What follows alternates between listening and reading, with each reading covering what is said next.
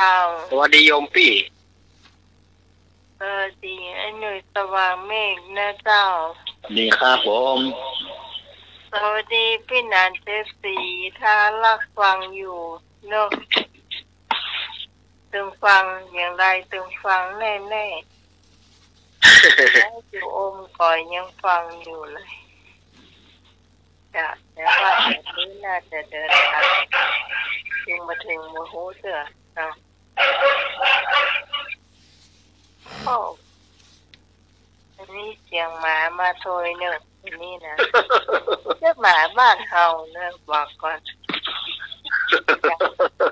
นี่เป็นวันเสาร์ที่13โอ้เกินเดือนมาแล้วนี่เดือนธันวาคมเดือนสุดท้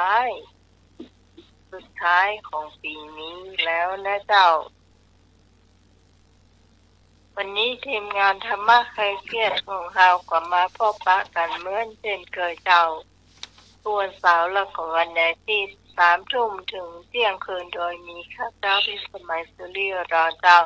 มาเป็นผู้ดำเนินรายการในช่วงนี้วันนี้คุณผู้ฟังต้องอย่าพลาดคำถามนะเจ้าคำถามที่อาจารย์สมัครจะถามวันนี้จะเพิ่มคะแนนเข้าไปแถมนะเจ้าเพราะว่ารวมทั้งหมดทั้งมวลนี่กำลังได้500 สายเงินเหลือเยอะสปอนเซอร์เรามีหลายอยู่เจ้ามีนักอยู่ยาววันนี้คิดว่าจะต้องเพิ่มคะแนนละเจ้าก็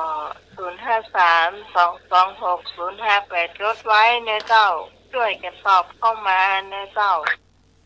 053-226-058ตอนนี้นิมนต์อาจารย์สมัครก่อนเจ้า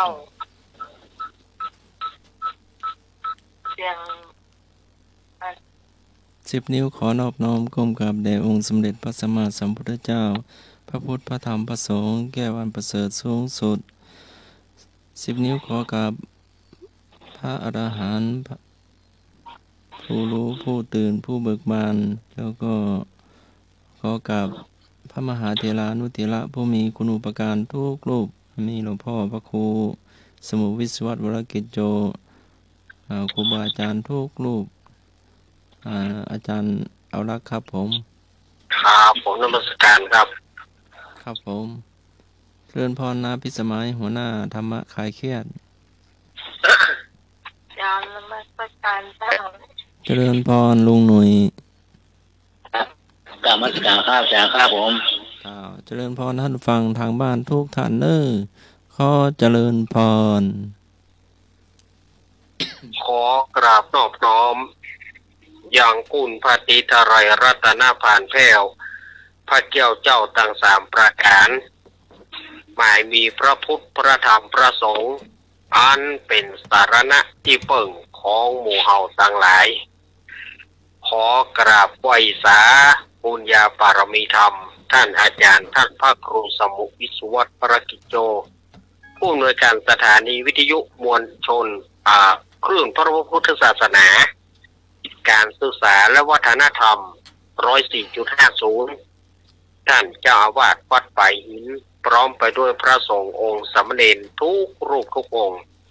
ได้ความเคารพอย่างสูงสุดยิ่งครับผมขอกราบนมัสการท่านอาจารย์ท่านพระครูใบดิกาสมัครญาณศิโลด้วยความเคารพครับผมครับผมสวัสดีโยมพี่พิสมัยผู้ดำเนินรายการนมัสการเจ้าสวัสดีลุงนุยนมัสการครับอาจารย์ครับผมพ่อแหนเจสีเนอฮะคนแบบแม่เด้อเนาะ ถ้ามาอย่างไรก็ส่งเสียงมาเนอะพ่อแหนเนอะ แล้วก็เจริญพรคณะสัตยาติโยมสถาสาธุชนคนดีเฮาทุกท่านมาแล้วเนอะรายการธรรมะคลายเครียดวันนี้วันเสาร์ที่13ธันวาคมพุทธศักราช2568เดือน3เหนือเดือนอ้ายหรือว่าเดือนเกียงใต้แฮมมันนี่8 ค่ วันนี้เป็นวันพระวันศีลเนอะสดาญาติโยมวันเวลาก็โวยเนาะคำเดียวก็พอจะได้เดือนจะเสี่ยงปีกันแถมแล้วสดาญาติโยมจะเสี่ยงปีแถมแล้วจะได้จะเริ่มจะลองปีใหม่กันแถมแล้วก็อย่าได้ก็สถาญาติโยมเนาะการเหี่ยวก็ดีการขับรถขับรางก็ดีช่วงปีใหม่ก็ระมัดระวังกันแล้วกันเนอะด้วยความเป็นห่วงเป็นใยจากรายการธรรมะคลายเครียดเนาะเพื่อบาฮือเป็นการเสียเวลาเจิญปะกับลุงหนุ่ยดีกว่าเนาะครับผมขอกราบนอบน้อมพระเถระนุเถระทุกลูกองค์ครับผมสามเณรน้อยทุกลูกองค์ครับครับมาตรการอาจารย์พระครูสมุขวัดครับผมเกตตาเวลานมาอาเกตครับครับพระครูพระครูบริการมาครับผมครับพ่อลุงหน่วยจังหวะครับผมสวัสดีหน่วยเนอะได้ครับผมจ้าสวัสดีเจ้ามาใครเชียร์ทุกท่านทุกคนนะครับผมครับมาแล้วเนอะครับมาเลยครับเจออะไรครับ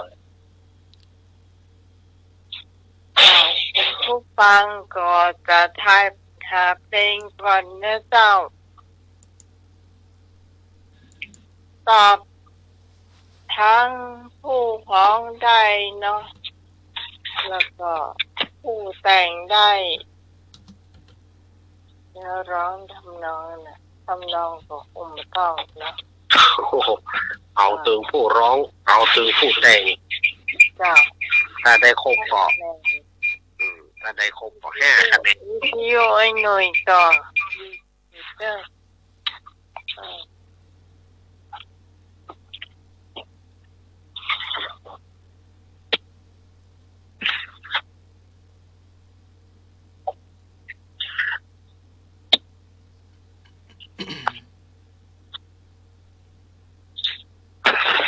อาจารย์สมัครมาเป็นดีเจใจเย็นหน่อย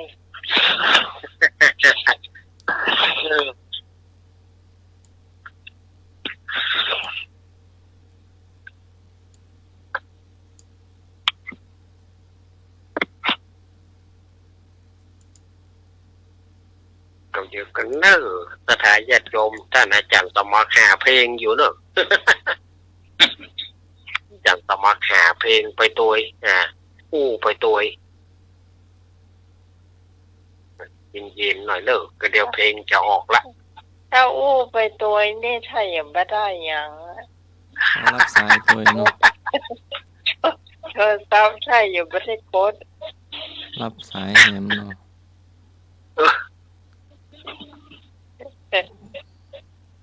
ตัวหานักของแหมเนาะ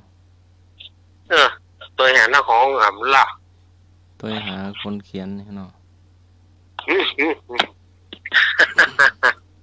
โอ้เว้ย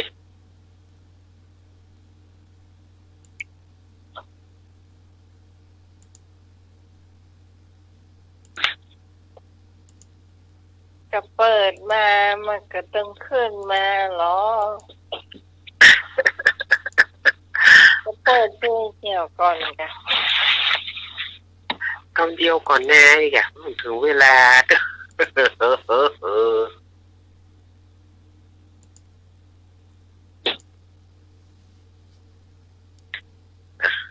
Savez-vous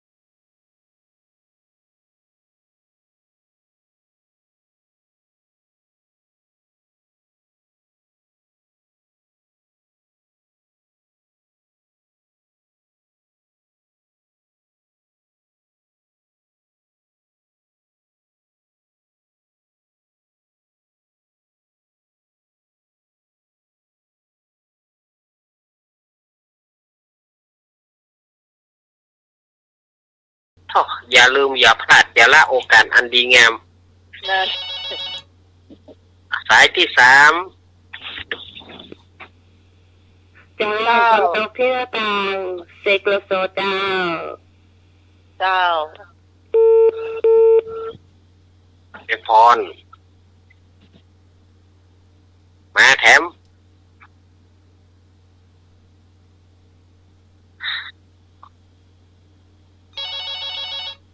สายที่สี่ เจ้า พี่กรณ์จ้ะไอ้นุ้ยไม่ได้มาก๊อปปี้ไอ้นุ้ยไม่ได้มาก๊อปปี้ ของผมยายสักอ ทำ ย่าง ไมไม่ก๊อปปี้ พี่กรณ์รู้แล้วจ้ะแต่พี่กรณ์ไม่ตอบจ้ะโทรมาแซวไอ้หนุ่ยไม่ได้นมัสการพระครูบดิกาสมัยนะศิโลค่ะ เจริญพรพี่กรณ์ นมัสการพระอาจารย์เนนรักค่ะ สวัสดีแม่กอน สวัสดีหนุ่ยจ้ะ เจ้า สวัสดีหนุ่ยจ้ะ นี่ครับผม สวัสดีธรรมะสายเคลียร์ตู้กันน่ะไอ้พงษ์ยังไม่มาตอบ วันนี้เลยถามเมื่อก็ห้ามบอกว่าจะปลดออกเนอจะคอยจดคะแนนให้เนอจ้า ตีเรียน ยังไม่ได้ขึ้นแม่ตัวไม่ได้แต่เจ้าค่ะ ผมตกที่หน้าต่าง ฝนตกที่หน้าต่างแต่งโดยเสกสรรสุขพิมาย โอ้พี่สารีได้5 คะแนนพี่ตองได้3พี่พรกับพี่กรณ์เดี๋ยวก่อนพี่พรก่อน ครับครับ สอง แม่น พี่กรณ์ได้1 โอ้ ตีนี้ได้แล้ว ก็ได้เจ้าให้หน่วยก็ได้1จ้ะ นะ ไปก็ปีคนที่2แม่อารีได้5 คะแนน แม่งยศไว้ตัวไอ้เนอร์ยศไว้ตัวไอ้เนอร์พอจะไปรวมคะแนน ตีนี้ได้แล้ว ครับ เจ้า ที่ต้องได้3แล้ว สาม พี่พรได้2 ได้2 ต้องได้3แล้ว พี่พรได้หน่วยได้1 อันนู้นได้1เนาะ รู้ได้1 นี่อันที่ทำได้1เนาะ ฮะ ดูฉันที่ทำได้1เนาะ ได้1เก่งนะเกเลย ไอ้ยะ ออกเป็นจิต ถ้าผู้ผมตอบเพลงไม่ได้จะเพลงต่อไปนะ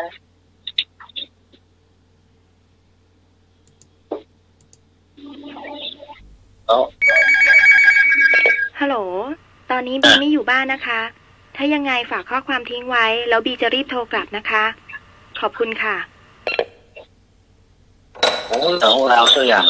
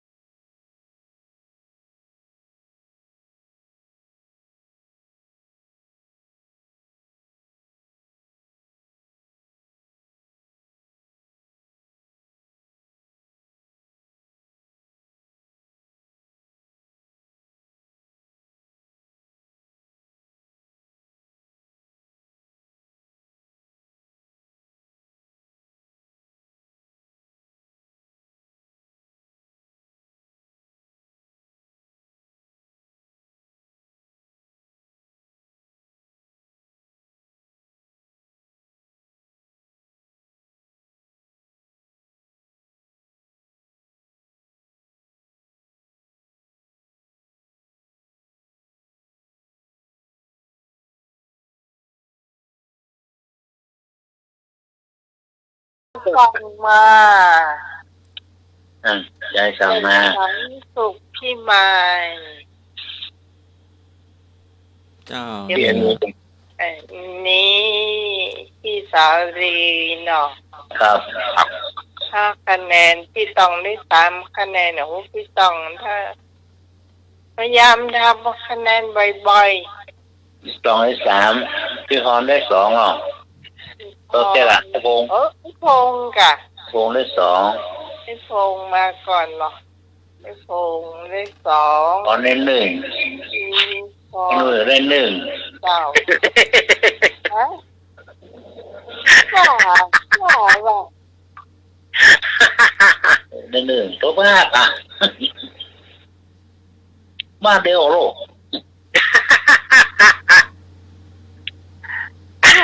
พวกป้าว่าเฮอเบอร์ เดียวโลก ทุกอย่างเกิดเข้าให้ก็ปีปวดอะแต่พี่ตอง นี่จะกลับมาเมินแล้วโลก จะไปเรียนกันอ่ะมีคนบอกอ่ะที่ห้าห้องก็ปีก่อนได้พงก่อนนะ เพลง นู้จะกลับมาเมินแล้วโลก เพลงดังยัง ครับ ยังมาออกเลย ยังมองเตื้อเพลงอ่ะ มาละ มาแล้ว มาแล้วอ้าวมาเลยมาก่อนก็ดึงได้3 คะแนนไว้ก่อน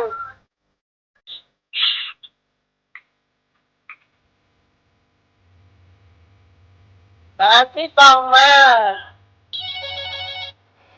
มาแล้ว เอ้า เจ้า ทำกล้วย ครั เจ้า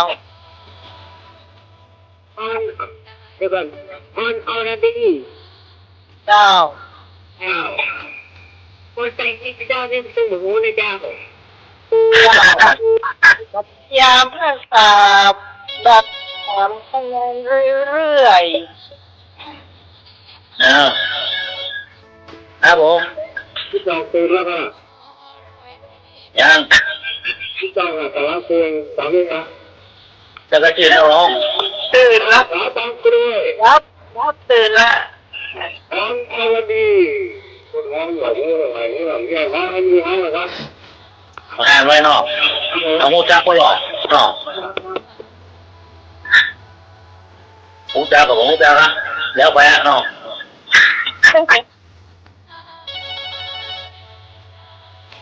หูจักน่าร้องหมดละ พี่แซมจ้าเป็นชื่อสาวบางกล้วย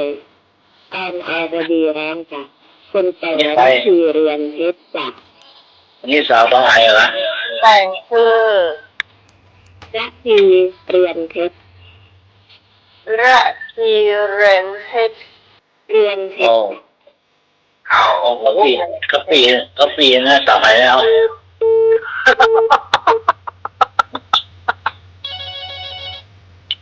ปีเลยบ่ ปีต่อไปนะ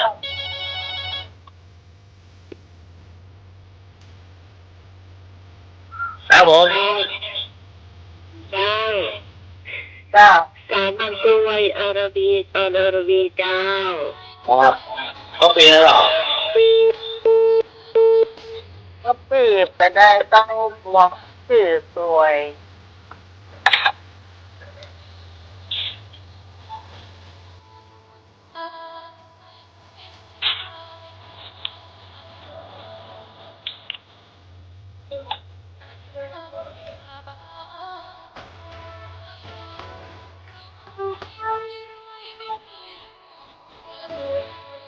เนี่ยนะเรียกว่าเรื่องบ้านขาหมูเลยนะ ไอ้หนุ่ยเนี่ยว่าเอาละเพลงเหรอ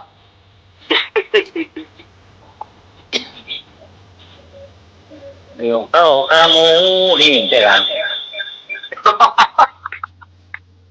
เอาละเพลง โอ้ เป็นลาย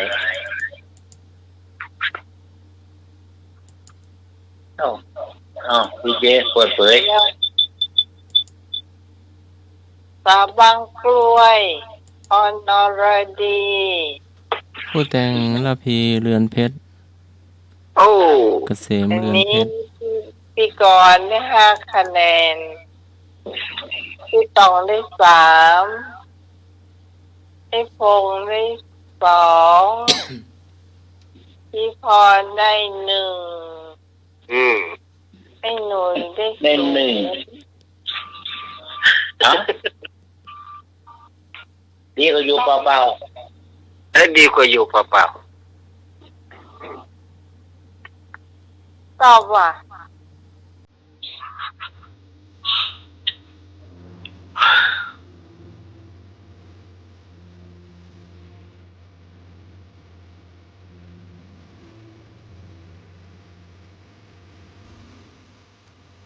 นางคือสีไปไก่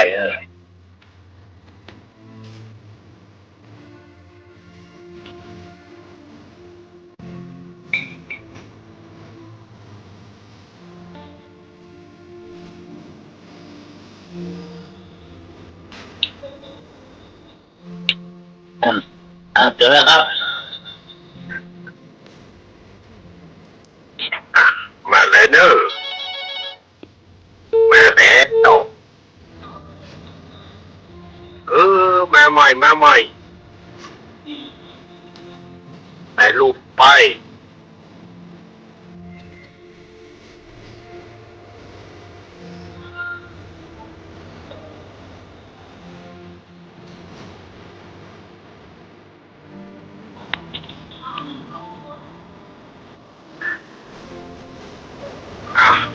ตอบมาใหม่เนอะสดาญาติโยม0532260058เนอะ ได้อีกเลย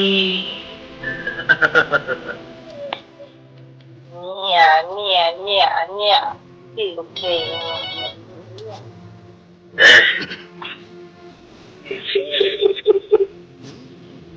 ก็จะเป็นที่แปลงแบบ ครับ ผู้ที่แปลงแบบเพลงชื่อหัวใจมักง่ายเช่นรำร้องจากเพลงท่าประจันแต่ ใครแต่งก็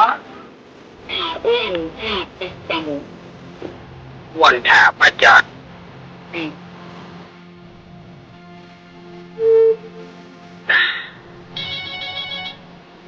อ้าวมาแถม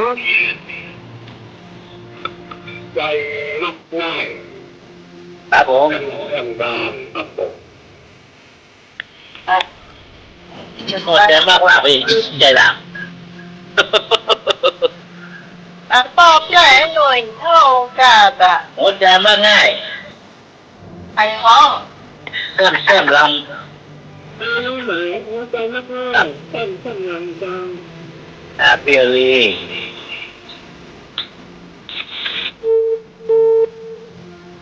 พี่กรณ์พี่กรณ์ไล่วง ได้อีกเลย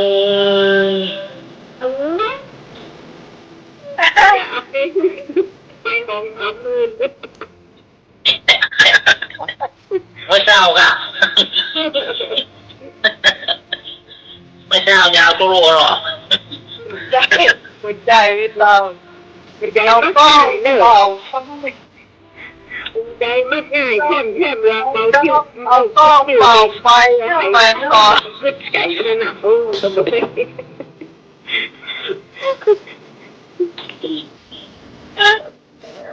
ใจหัวใจ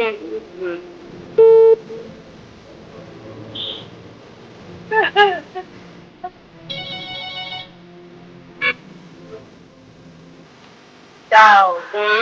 ก็พี่กับน้องนี่เนาะพี่เจ้า เอามันจะเอามือแล้วเหรอเอากันเนาะ ไม่พลาดการติดตามมิวสิกวิดีโอ พี่กรณ์เนาะพี่กรณ์ ก่ ได้ อนไอ้พงษ์เพื่อรี 5 คะแนน พี่กรณ์ได้5 คะแนน พี่พงษ์ได้1 พี่พรได้1 ครับ เอามัน ไอ้พงษ์ได้3พี่อรีได้2พี่พรไอ้หนุ่ยได้1พี่ตองวะ พี่ตองมาก่อนก็พี่ตองก็ได้1ก่อน พี่เอรีแล้วพี่ตอง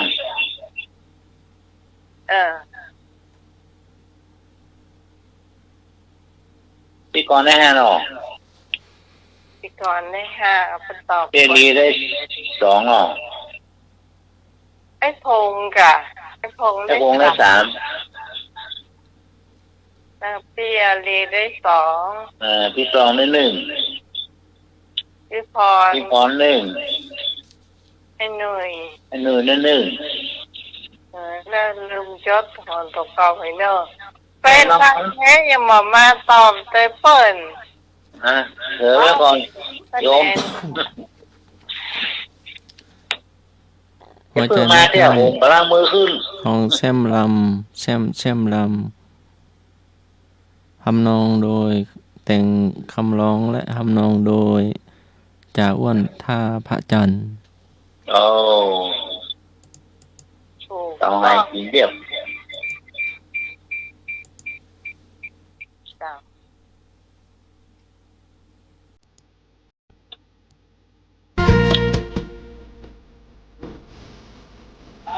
แล้วตามแมงเอียนมาแล้วคนก็ได้3 คะแนนเราต้องตั้งหายสงสัยตั้งหายสงสัย อ๋อ แมงปอชนทิชา ครับไปห้องไปแต่ง แต่นี่นี่ไปไม่รู้วัน ตอบให้ดอกเดี๋ยวหน้าที่ตอบเอา3 คะแนนไว้ก่อน พี่ตองตึง ตามหาหาไอ้กาย นะ หาไอ้กายตัดมือแรงแก ซ้ายไปจ่ายไปแล้วบอกเดียวนะ ใช่แต่ไปเรียกจริง โอ้ยเฮ้ยมันมอทางสะพานเนี่ยเหรอขึ้นไปเรือแล้วกันที่บ้านพี่ตอง เพลงชื่อตามหาสมใจ ครับผ ตาม ม หาก็เลยนะคะ ตอนหรอ เราเป็นผู้ชายจากคนแต่งดวงใจสุริยา ไอ้น้อง ดวงใจสุริยาคนแต่งเนี่ย โอ้ อย่า ดวงใจสุริยา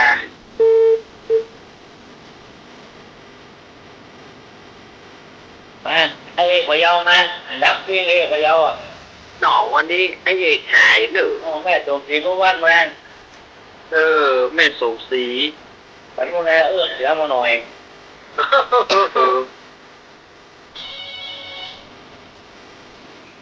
ไม่นอนปลาแดดเนี่ยดับเพียงไหนไม่วง ฮัลโหล ม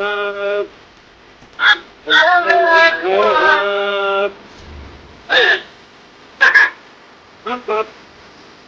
คือตามหาสมชายกับหน้า โอ้ คนที่ชาร้องกับหน้า เจ้าเนี่ย ลุงพิสิทธิ์เป็นคนแต่งกับหน้าครับนมัสการพระนะครับ เดี๋ยวพี่ตีพี่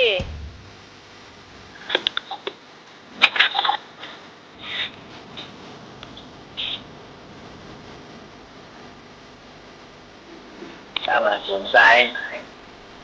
ใช่ใครไปหน่อย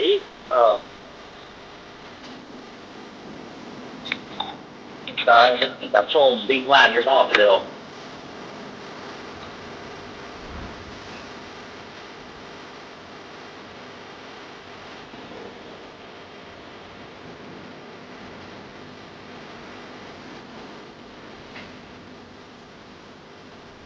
นะต่อมาหรอองค์ก่อนเป็นตอนนี้ไอ้มองจะเข้ามา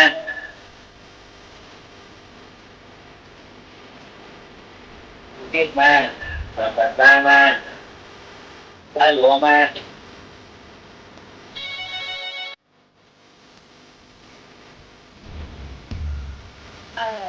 ตอนนี้มาได้เจ้า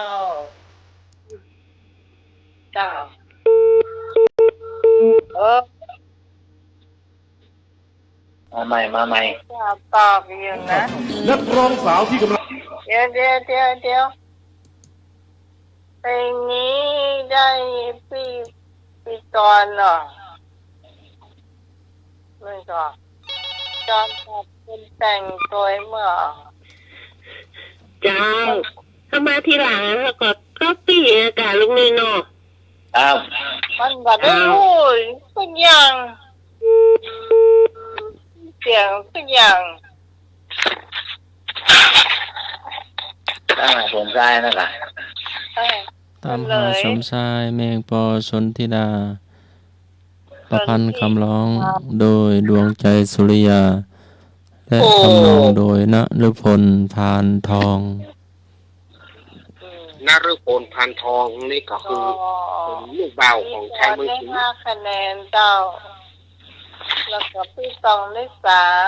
3ไอ้พงษ์ได้2 พี่ก้อนแน่หรอ จากพี่จอนได้5 ครับโอ้โห แพ้มาแค่นิดหนึ่ง เลยนานได้5 คะแนนนะ พี่พรหนึ่ง โอ้โห ลุงสันติธรรมได้หนึ่ง 600 ผง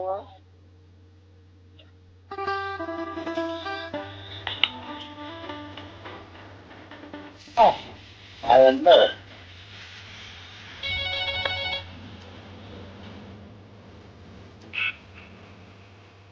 ท่านทองร้องไห้ยิ่งยงยอดบนยังเป็นคนท้องคนแต่งนี่ข้าเจ้าจะหมูแต่แต่เลย เจ้า หลวงอ่ะ โอ้ยังไม่เยอะต้องตามแม่จอน แต่สั่งตองน้องให้โอ้ เจ้า ตั้งแต่ที่ให้ ครับ ก็คงงาน จะบอกยังไงล่ะ เจ้า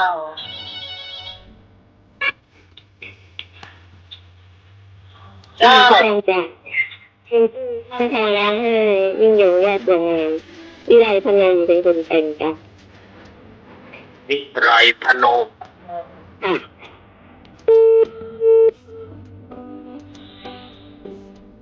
โอ้พี่ตาดีสู้พี่จอนจะได้เหรอคะเจ้า พูดแบบได้ยังไงจ้างรถแบบตังอันหนึ่งเหรอเนาะ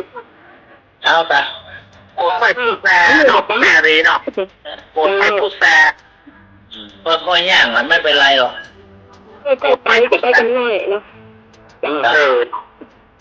1 คะแนนก็มีความหมายก้อนจะต้องไหมเราตรงนั้นผมก็รู้อยู่แล้วตัวก็แน่นอน เริ่มตัวเนี่ยเนาะไหนดิ มาตรฐาน โอ้ว่ะ ชื่อว่าตั้งคลองร้องไห้กับต่อ เออ เจ้า ยงยอดวัวงามร้องกับหน้อ ครับ คนแต่งนี้คืออาภยงมุกดาครับหน้อตามนมัสการครับ นั่นแตกขับไป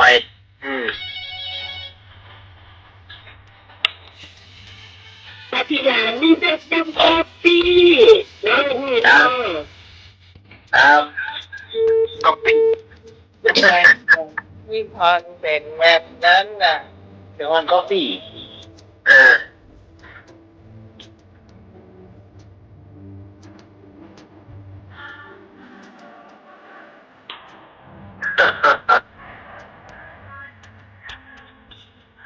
ก็ปีดแล้ว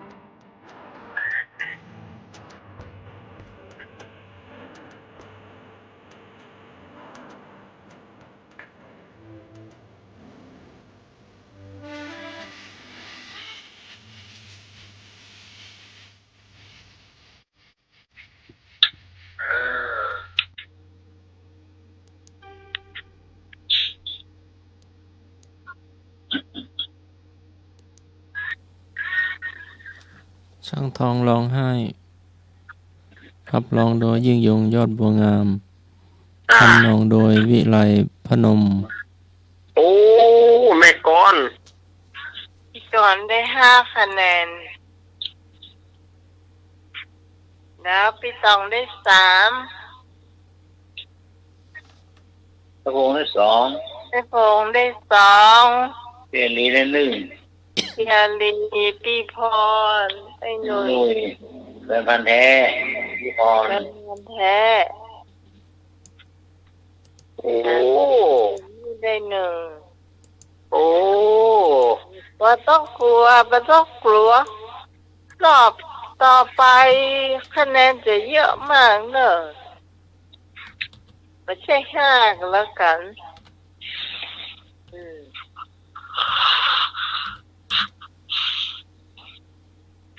ได้กี่เพลงแล้วเนี่ย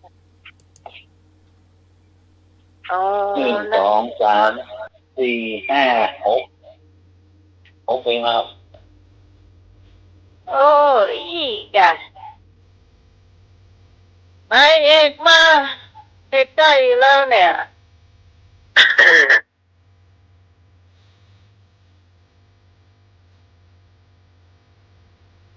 แม่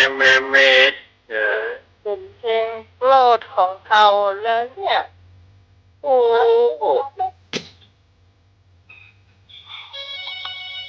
ต้องมาถ่ายนะฟังตะวันนะ สายที่หนึ่ง ตั้งแต่ปีฟ้า มา ตั้งเตรียมพร้อมให้แต่ง ที่แบงค์ดาวแต่จะนี่จะเริ่ม มาแล้ว โดนละ เป็น ที ที่ทานทองนะ ไอเอกมาละสายแรก อ่า ต่อไป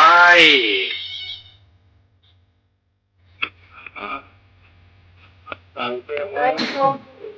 เดิม เจ้า คำสั่งเตรียมพร้อม สายต่อไป ตั้งเตรียมซ้อม ตั้งพร้อมเจ้าไอ้ตั้งสายันสัญญาเจ้า เนี่ย เจ้า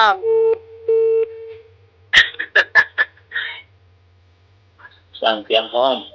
พอเข้าคนงานบนเรือหนอ เออสายต่อไป สมัครการครับ เอ้า คำสั่งเตรียมรับกับหน้า เตรียมโลกแตก ยาวางกับหน้ากับตั้งแต่เรียนนพนันหวนประภาครับหน้ากับการครับ โอ้อันนี้ไปทำลายแล้ว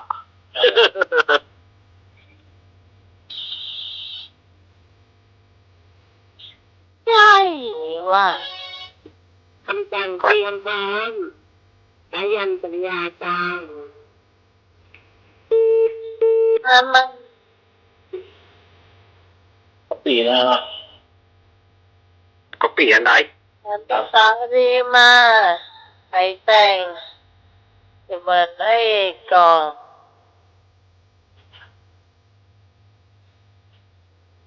เอามีอยู่ก็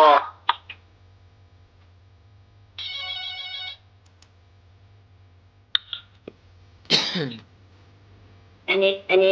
แฟนได้เด็กแต่แฟนกันแท้ไม่ได้เมื่อกี้มันมาทางหัวใจนักล่ามเนาะแล้วมันก็เลยมาร้องไห้เนาะตอนนี้มันจะเตรียมลบอีกแล้วมันก็ลบทุกข์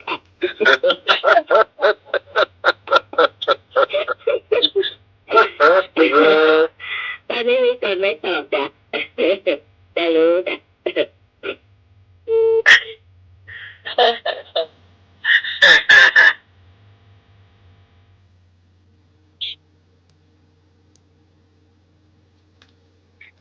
คำสั่งเตรียมพร้อมพยานสัญญาทำนองโดยชนละทีฐานทอง โอ้ไอเอกเก่าได้5 คะแนน อืม ไอ ไอ้ฟงได้ คงได้สาม ที่สองได้สอง ครับ ตรงนั้นหนึ่งตอนนั้นหนูที่ก่อนก็มาตอบอย่าง เอามาตอบแต่ก่อนมันได้ตอบ คะแนนได้นักเลยเหรอ ประเดี๋ยวคะแนนพี่กรณ์กำลังนำอยู่นะ โอ้โห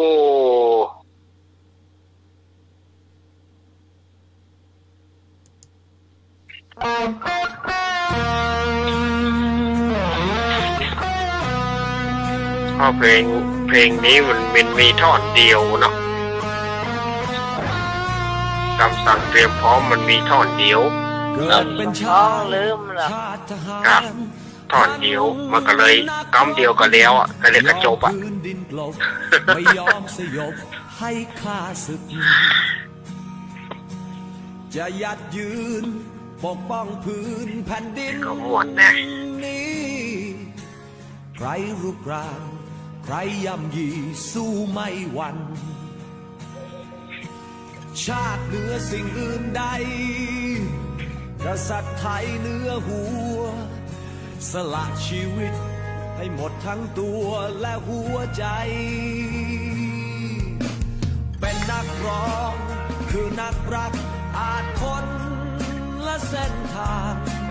แต่สำนึกในจิตใจยังอยากตอบแทนแผ่นดินมีอยู่มีกินเป็นสุขสบายแต่ใจเหมือนเป็นหนี้จึงแต่งเพลงนี้เพื่อมอบแด่เธอผู้กล้า โอ้รักสิ สาวรีมาเองเนี่ยได้แน่เลย เพราะเราคือไทยพื้นฐานจิตใจเราคือ แม่ให้ลุยต่อไปเป็นกำลังใจให้เพื่อนได้รู้ มันจะตอบเพลงนี้มาเลย ให้จงสู้เพื่อสันติภาพ เกิดอย่างนี้เลยปะ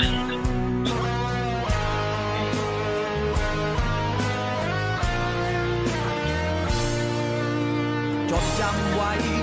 ลูกผู้ชายต้องยอมตายเพื่อชาติเกิดทั้งทีบนแผ่นดินนี้ไม่เสียทีที่เกิดมาตัวจากไป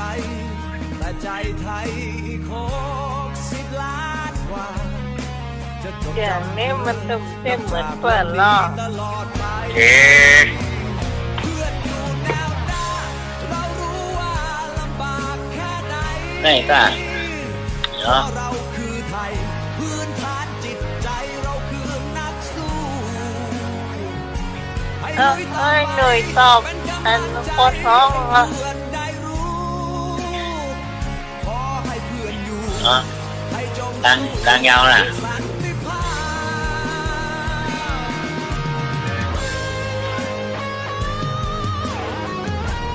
พ รอบแรกชื่อ ชื่อมีฟังอ่ะ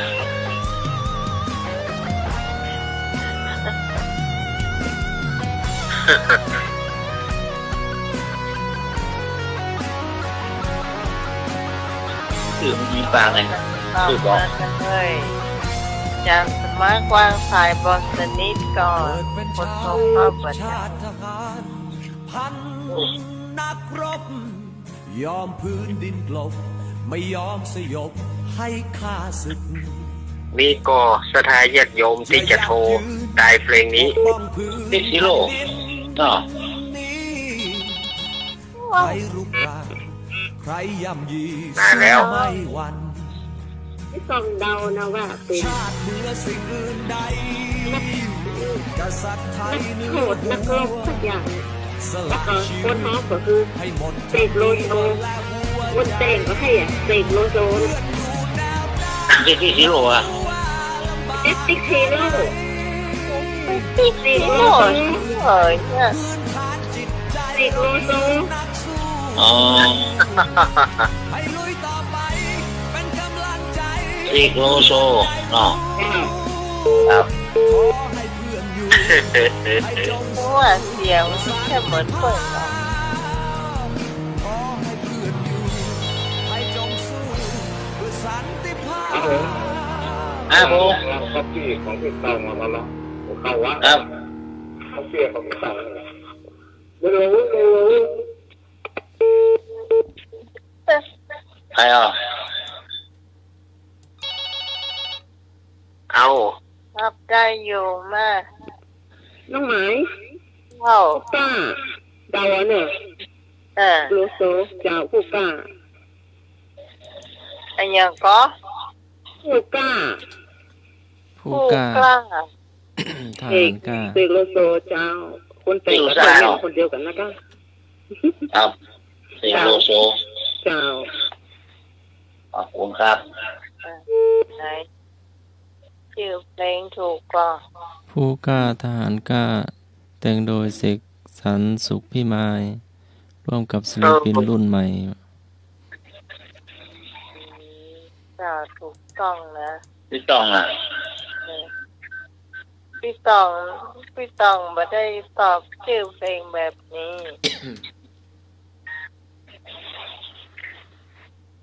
พี่ตองชอบเพลงอย่างเดียว ได้เรียนนี่ ผ่านคะแนนก่อนค่ะคะแนนตะกี้เดียวกันพี่สาวรีได้5เนาะพี่ตองได้3ไอ้พงษ์ได้2ไอ้หนุ่ยได้1พี่พรได้โทรมาเนาะ ตอนได้โทรมา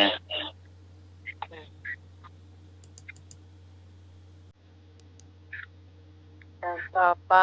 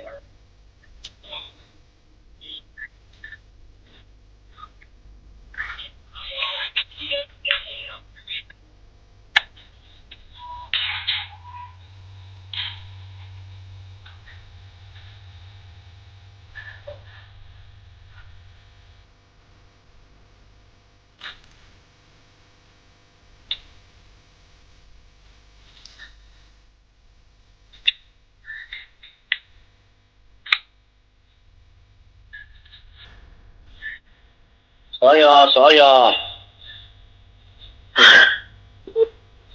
สิ่งสุดท้ายเจ้า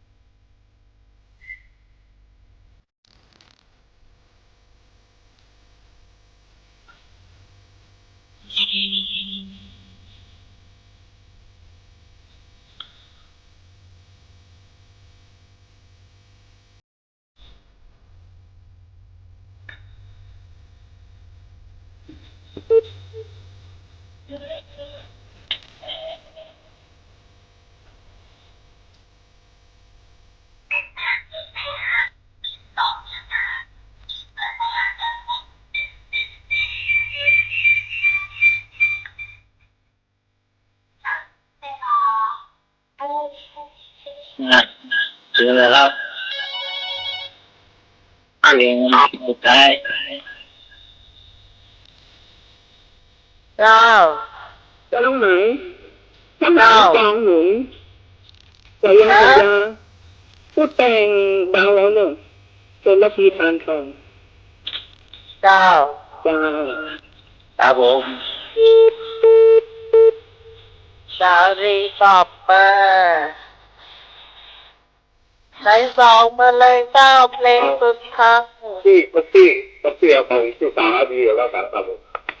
ครับ โอ้ ก็ โห ปิด โอ้เพลง ตรงตัวเสรีเนาะ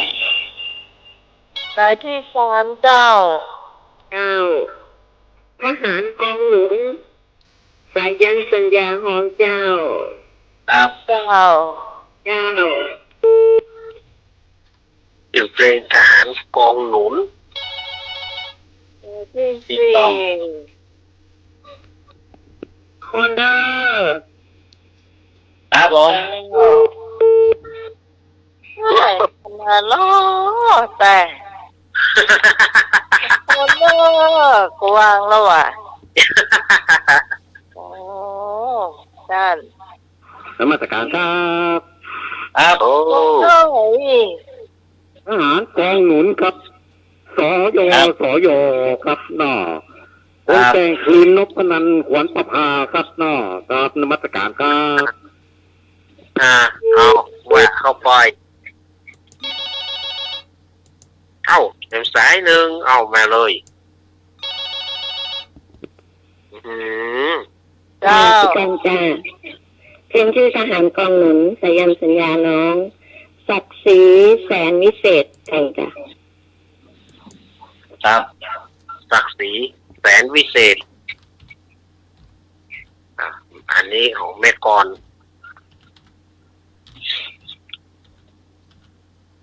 นะครับผม เป็นเลย อ่ะ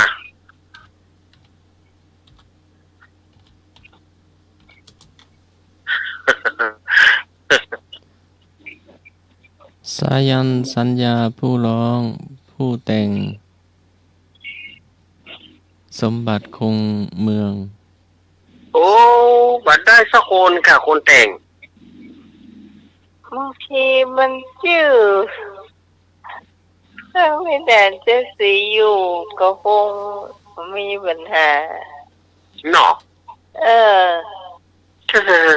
พยงมุกดา มันเอาล่ะ เสรีมาก่อน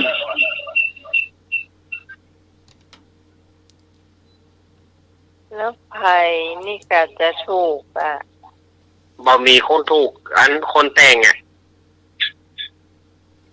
ต้นแต่งมีอะไรถูก แล้วคนแต่งบ่มีไฟถูก อันก็ได้เอียรีได้3 คะแนน ครับ ไอ้พงได้2 นิโคได้ ครับที่2ได้1 2 2ได้ 1 วิมพรได้1พรพี่กรณ์ได้ 1ไอ้หนุ่ยได้ 1 ครับ เจ้าต่อไปเป็นคำถามเลยเจ้าลวดกันเลยเนาะ โอ้ จะลวดกันเลย หลวดกันเลยบอก ฟังคำถามดีๆเนอะ เอาอยากโยมฟังคำถามจากท่านอาจารย์สมัครเนอะ อืม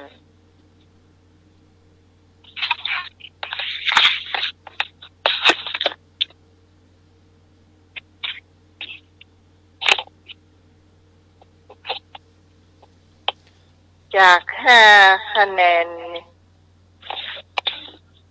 แต่ละข้อนี่จะเป็น10 คะแนนเลยนะ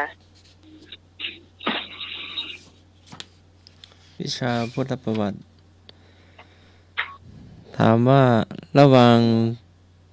เสด็จไปป่าอิสิปตนมฤคทายวัน ทรงพบกับผู้ใด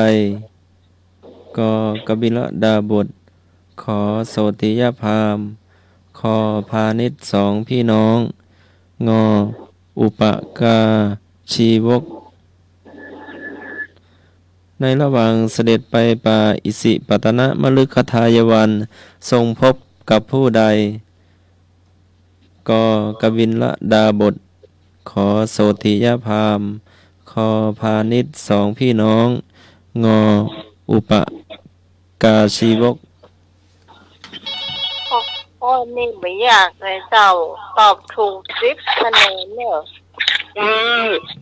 ที่ห้องตักคอควายพระนิด2 พี่น้องเจ้า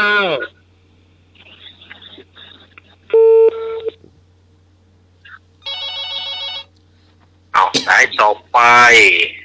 เจ้า ขอข้อความให้เหมือนกันนะครับผม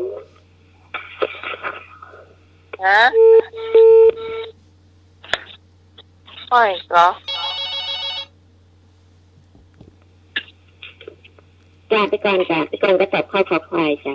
เจอสองพี่น้องจ้ะไอ้ภูมิก็ตอบข้อคอควายจ้ะน้องไหม ต่อไปเหมือนกันนะเนาะ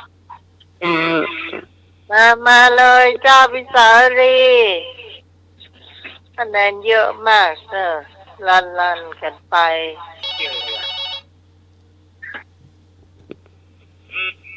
เจ้าไปก่อนตอบข้อคอควายเนอะ เจ้า เจ้า มาเห็นเจ้า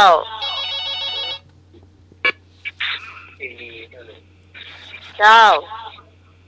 น มัสการครับ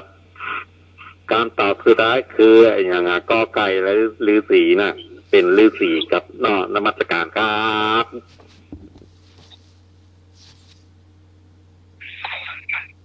ข้อหนึ่งเป็นเลขสี่เจ้า เจ้าน้องไหมก็คอควายทุกคนนั่นแหละ เจ้า เอา เนี่ย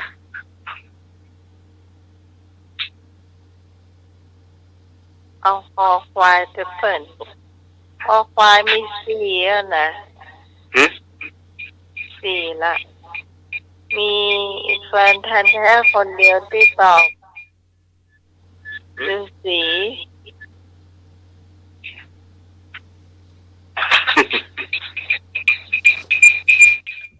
เหนื่อย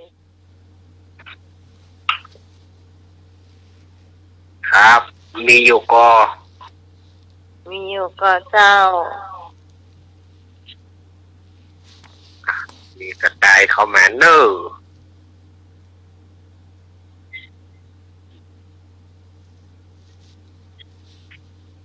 ข้อที่ถูกต้อง อันนี้ก็ต้องให้อาจารย์สมัครเลยเจ้าเลยก็ได้ข้อควายเป็นคำตอบที่ถูกต้องนะเจ้า โอ้ แม่นก็อาจารย์สมัคร ปกติว่าอุปกาชีวกน่าจะคนละเหตุการณ์กัน ระหว่างไป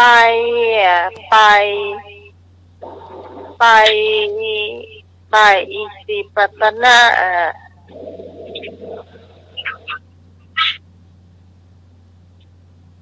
จะเจอนั่นแหละ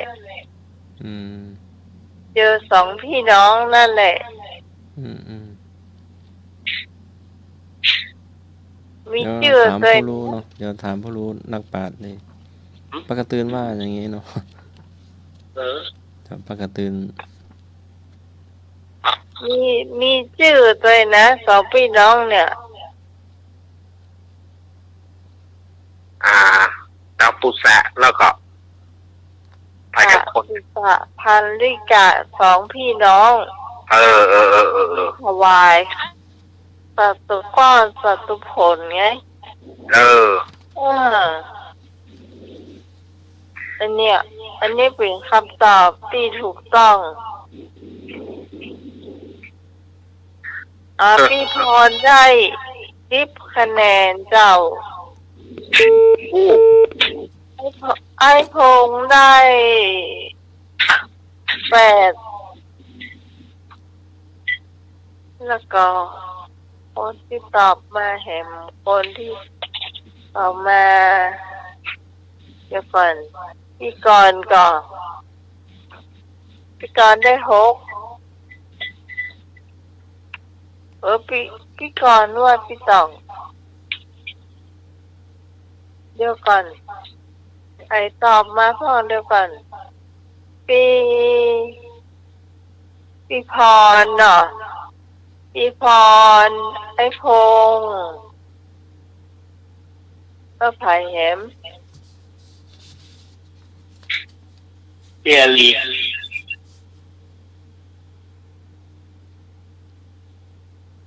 เจ พี่อาลีอยู่คนที่สี่นะ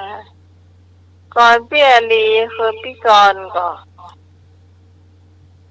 น น่าจะแม่นนะตะแกะ พี่อาลีอยู่คนที่สี่ว่าใดมาช่วงมาเจ้า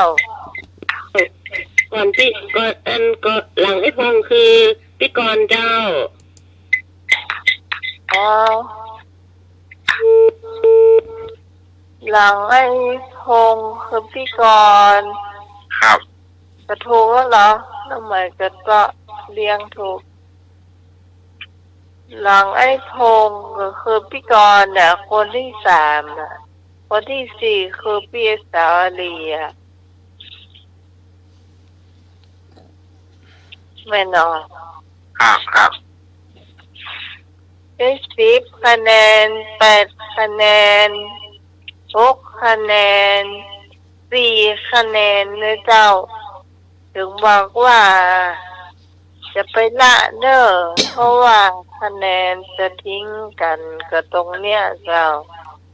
จริงตอบมาก็ยังได้นะเนี่ยตอบมาก็ยังมี2 คะแนน1 คะแนนรออยู่อันนี้มันตั้ง4 คะแนนอยู่เจ้าข้อต่อไปเลยเจ้าจะสมัครดูคำถามคำตอบเพื่อถูกต้องนะพระพุทธเจ้า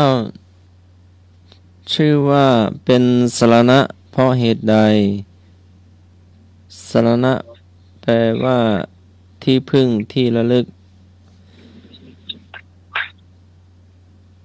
ก็ชี้ทางพ้นทุกข์ขอศักดิ์สิทธิ์ขอรักษาผู้ปฏิบัติงอเป็นเนื้อนาบุญพระพุทธเจ้าได้ชื่อว่าเป็นสรณะเพราะเหตุใดก็ชี้ทางพ้นทุกข์ขอศักดิ์สิทธิ์ขอรักษาผู้ปฏิบัติงอเป็นเนื้อนาบุญวิชาอุโบสถศีลวินัยเอาตอบมาเลยโยม เจ้า ก่อนจะเรียนอะไรสักอย่างเนาะพี่กรณ์เอาข้อกอไก่อะ เจ้า ที่ทางพ้นทุกข์จ้ะ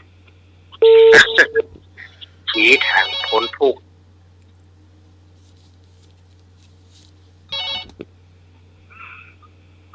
เจ้าน มัสการครับ อ้าว คำตอบสุดท้ายคือชี้ทางพ้นทุกข์ครับน้อครับนมัสการครับ โอ้โห ข้ออะไรฮะ ข้อกอไก่ ออกไปเนาะ ข้อกอไก่ เจ้าพี่กรณ์ก็ไก่เหมือนกันชี้ทางพ้นทุกข์เจ้า ชี้ทางพ้นทุกข์ ยุ่ยก็ใกล้เหมือนกันเนาะ เอา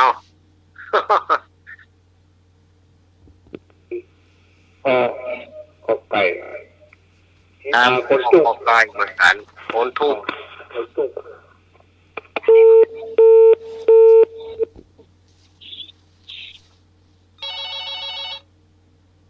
สายต่อไป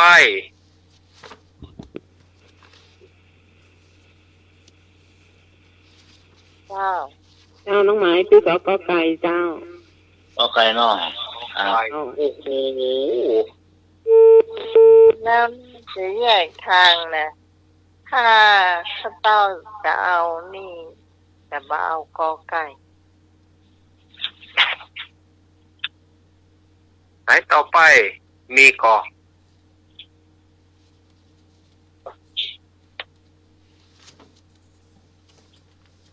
แล้วเนื้อนาบุญของโลกบุญ นายจองมา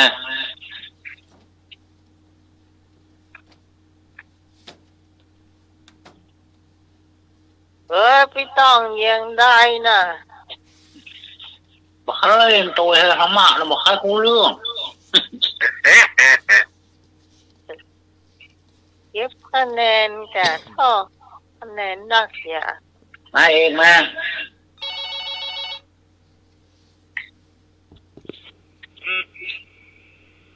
มันโทรแบบตามต้นนะเขา ลังจะเขาจิ้มเข้าไปมันไปสายอันนี้เนี่ยสายซ้อนนี่ไปเนี่ยตูดอีกเขากำลังจะโทรก็ได้มีคนโทรเข้ามาแหมท่านเลยปวดหัวเลยเอาเหมือนเพื่อนนะกะแต่ข้อตะกี้พี่ส่งก็ตอบเราจะได้ประมาณสัก2 คะแนนเนี่ยข้อแรกแต่แกะตอบข้อของวายตัวเพื่อนเนี่ยกะเจ้าจดไว้เนอะเพราะว่า เดี๋ยวข้อไหนเลยนี่ เอาข้อกอไก่ตัวเปิ้ลนะกะ กอไก่ตัวเปิ้ล ไก่เนาะ เจ้าโอไก่กุ้งนกน่ะกูเขียวหันนกนั่นแหละ ไก่โกโก้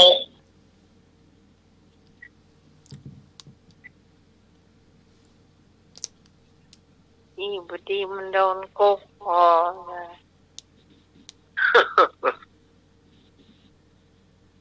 อ้าว เห็นเลย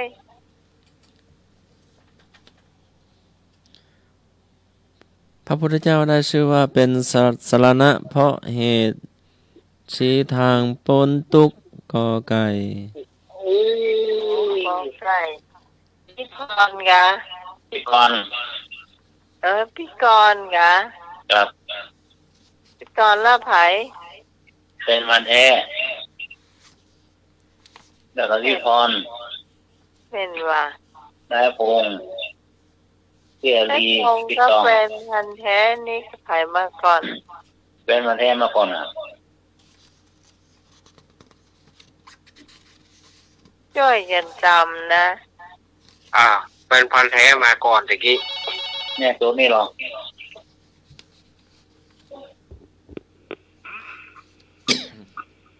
นมัสการครับผมมาตามครับมาที่2ครับต่อจากพี่กรณ์ครับครับนมัสการครับ โอ้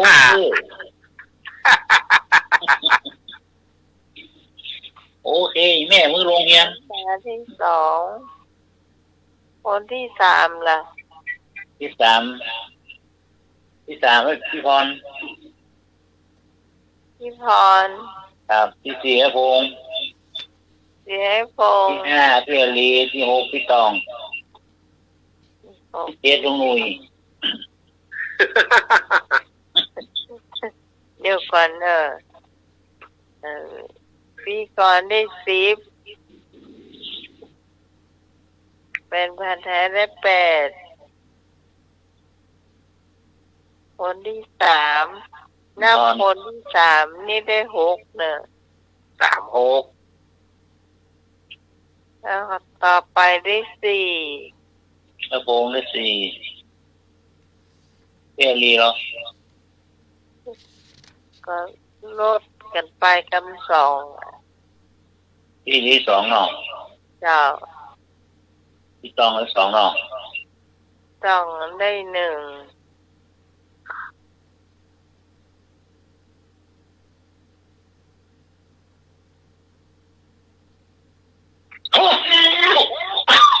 อุ้ย อย่างใดฮะ การจามง่าย 3 ข้อต่อไ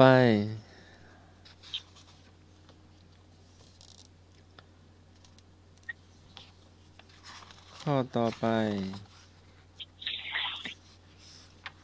วิชาธรรมศึกษาชั้นเอกระดับอุดมศึกษาและประชาชนทั่วไป ถามว่าประโยชน์สูงสุดของการเจริญวิปัสสนากรรมฐานคืออะไร งอพ้นจากอบาย ขอระงับนิวรณ์ขอสิ้นสงสัยกอพ้นสารทุกข์ประโยชน์สูงสุดของการเจริญวิปัสสนากรรมฐานคืออะไรก็พ้นสังสารทุกข์ขอระงับนิวรณ์ขอสิ้นสงสัยงอพ้นจากอบาย อ้าวญาติโยมตอบกันแม่เลย อ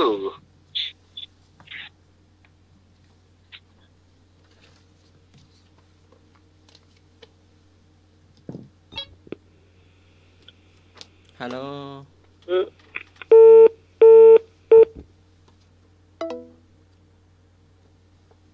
ฮัลโหลสายหลุดเดี๋ยวต่อสายก่อนเด้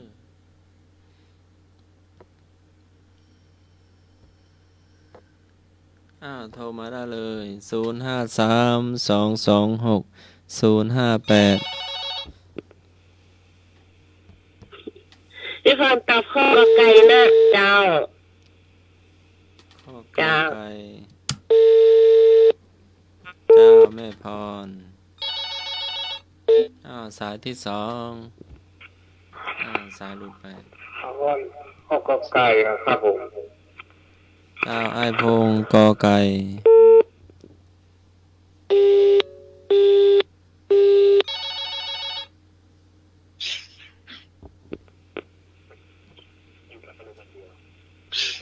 เจ้าก็ไก่ตัวเปิ้ลนะประจาหัวหรือเป็นอย่าง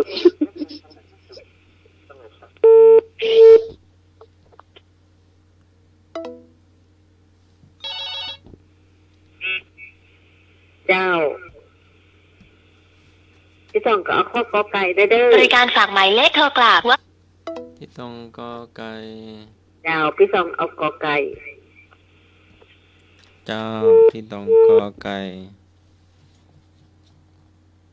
ปนสังสารตุกกอไก่ฮัลโหลมาตรการครับครับผมคำตอบสุดท้ายคือนิวรณ์ครับเข้าสู่นิวรณ์ครับนมัสการครับ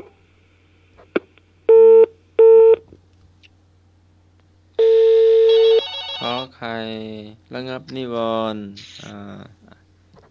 โยมแฟนพันธุ์แท้ขอไข่เนาะ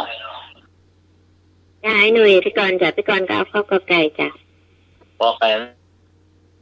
เจ้าพี่กรณ์การฝากหมายเลขโทรกลับ Welcome to call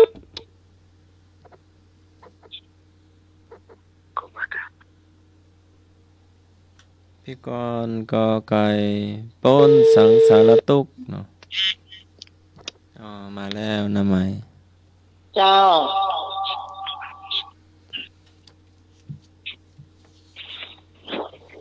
หลุดไปคนเดียวเนาะ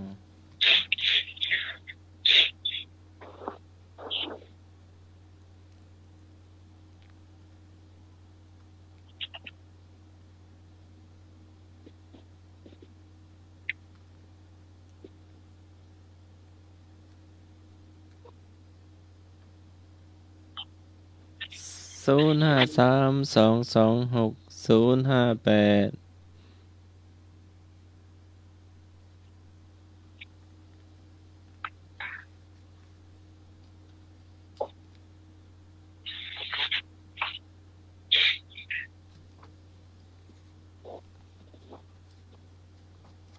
ประโยชน์สูงสุดของการเจริญวิปัสสนากรรมฐานคืออะไรก็พ้นสังสารทุกข์ขอระงับนิวรณ์ขอสิ้นสงสัยงอพ้นจากอบายตอบกันเข้ามานะโยมเนอหมดแล้วมีแฮมกอ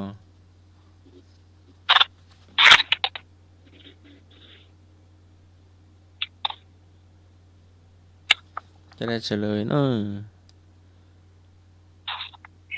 เฉลยพ้นสังสารทุกข์กอไก่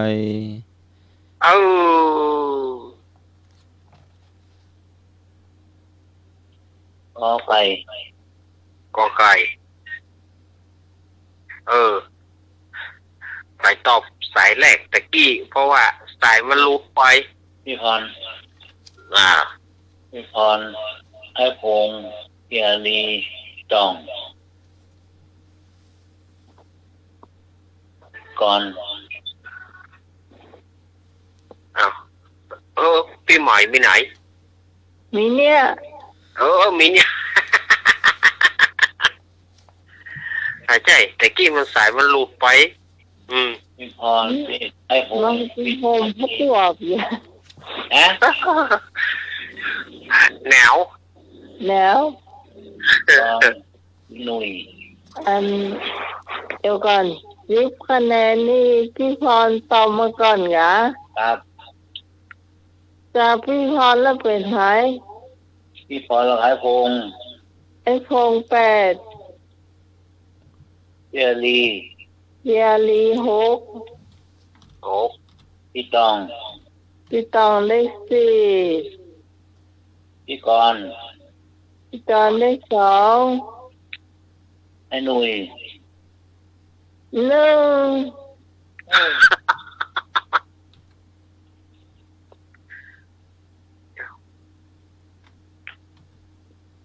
เนี่ยคะแนนไม่ได้ทิ้งกันกับตรงเนี่ยหัว บ้านของเราก็ไม่ใหญ่ไม่โตอ่ะเป็นตึกบังกะโลแต่ยังไม่มีหลังคานี่ใหญ่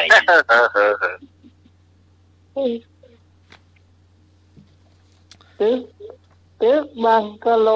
มีหลังคาไม่ใหญ่อยู่ เนาะ โอ้ ก็ยังจีดนะครับ บทฟังเลยนะ เมาคนไหนจีสีว่ามันเมาเกินน่ะมันแต่งเพลงขึ้นมาเว้ย ราคาสีแดงอ่ะ เมาจนว่า คำถามต่อไป วิชาธรรมะธรรมศึกษาและธรรมศึกษาชั้นตรีระดับอุดมศึกษา ถามว่าไม่ทิ้งเพื่อนในยามวิบัติ ในยามวิบัติหมายถึงช่วงเวลาแห่งความหายนะ เวลาเกิดความชิบหาย เป็นลักษณะของมิตรประเภทใดก็มีอุปการะขอร่วมสุขร่วมทุกข์ขอแนะประโยชน์งอมีความรักใคร่ไม่ทิ้งเพื่อนในยามวิบัติเป็นลักษณะของมิตรประเภทใด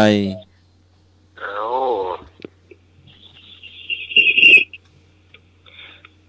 เจ้า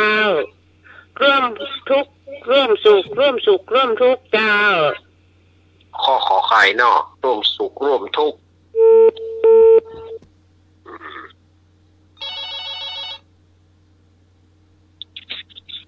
เจ้า ครับผมก็ขอขายครับร่วมทุกข์ร่วมสุขครับผม ก็หนีหน้าก็เลยใช่ค่ะ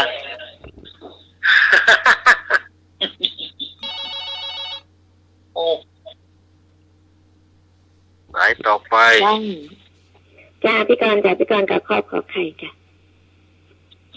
เจ้า ร่วมสุขร่วมทุกข์จ้ะ โอ้อยู่เดี๋ยวอยู่ให้ไปอะไรหน่อย ให้พี่สี่เจ้ามาเลย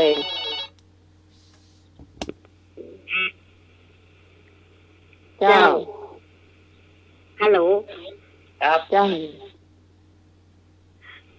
เอาข้อขอไข่จะเปิดนะเด้ออันวิทยุแบตหมดดับไปแล้ว โอ้ วิทยุดับไปแล้วแบตหมดไปแล้ว เรายังไม่ไปทิ้งกันเนาะ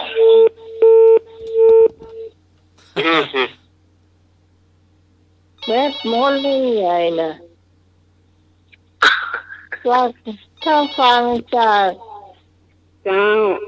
เอาตัวเปิ้ลเจ้าขอไข่ตัวเปิ้ลเจ้า ครับ เจ้า ตัวเปิ้ล มีครับมีหูฟังก็ฟังได้อยู่904เนาะ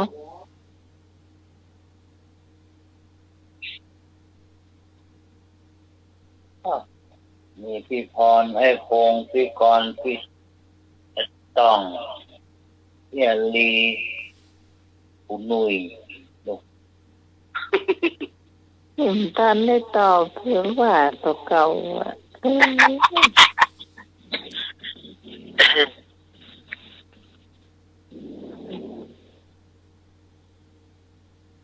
โอ้ยังครับ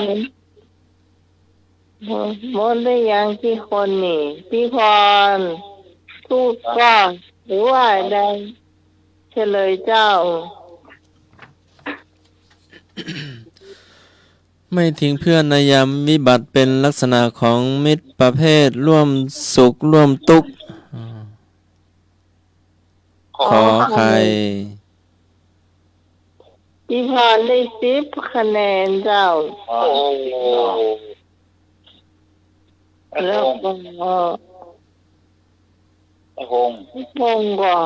พี่พงศ์ได้8เนาะ พระพงษ์พี่กรณ์ พี่กรณ์ได้6 พี่ตอง พี่ตองได้4 พี่ลี พี่ลีได้2 มุย พี่หนุ่ยได้1 เอา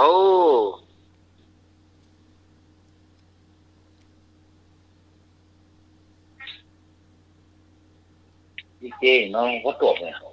โอ้เป็นไรต้องกินเสียงพร้อมเลย ได้ปลากับแล้วปลาแล้วหั่นนะ โอ้ ใส่ต้องตีนรอเรียบร้อยแล้วไง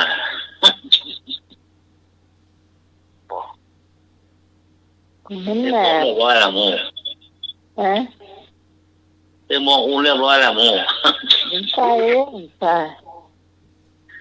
ใส่แล้ว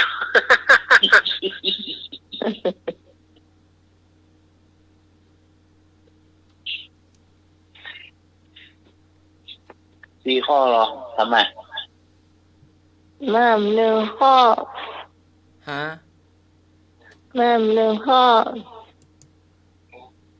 ติ๊กว่าละกะ 4 ทุ่มไปนะ น้ำ1 ข้อ ป้องกันเปื้อนผู้ประมาทแล้วเป็นลักษณะของมิตรประเภทใด งอมีความรักใคร่ขอร่วมสุขร่วมทุกข์ขอแนะประโยชน์ก็มีอุปการะป้องกันเพื่อนผู้ประมาทแล้วเป็นลักษณะของมิตรประเภทใด ก็มีอุปการะขอร่วมสุขร่วมทุกข์ขอแนะประโยชน์งอมีความรักใคร่ เอาตอบกันเข้าแม่ ส่วนตอบข้อกอไก่จ้า ก็ไก่เนาะ เจ้า ขอกไก่บอนไหมแรก ไก่โกงู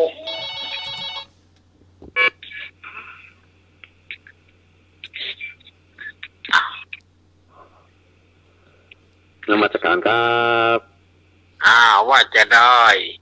คำตอบสุดท้ายคือเพื่อนแนะประโยชน์ครับน่อครับครับนมัสการครับ แฟนพันธุ์แท้ใจตรงเราให้ ข้อไหนเนี่ย อันนี้ใจตรงเรา ข้อไหน ข้อควายกะ เอา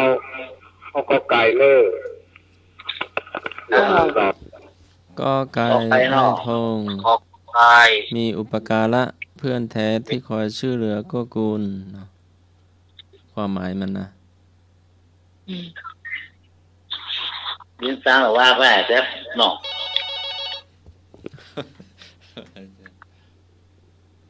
เจ้า พี่พรก็เอากอไก่เจ้า ครับออกไป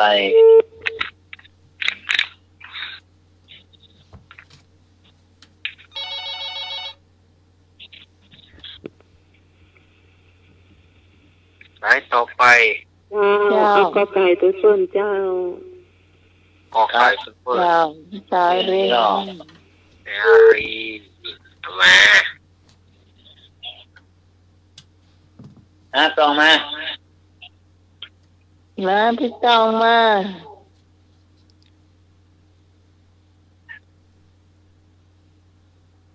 เพื่อนรู้ไม่ทันเพื่อนกินเพื่อนกันเพื่อเสียบัตรตันไปกินเนี่ย เม็ดน้ำบัตตันน่ะ เออ ไอ้พงไม่ไหน โค้งมาโอ้โหมาหรอก มาแล้ววะ โอ้โหมาละ มาเล เอ้ ย โค้งมาที่ 2 จ้า พรที่ 3เพียรีที่ 4ไอ้หนูที่ 5 เ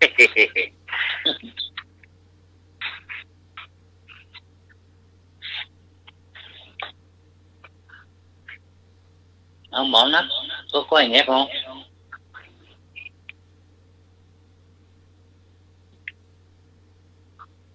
หมอนัก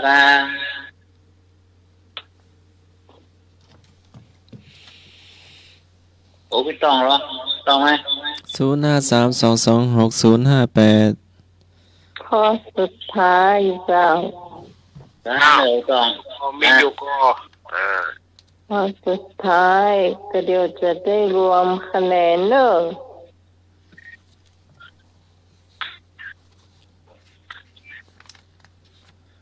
วิชาธรรมะหา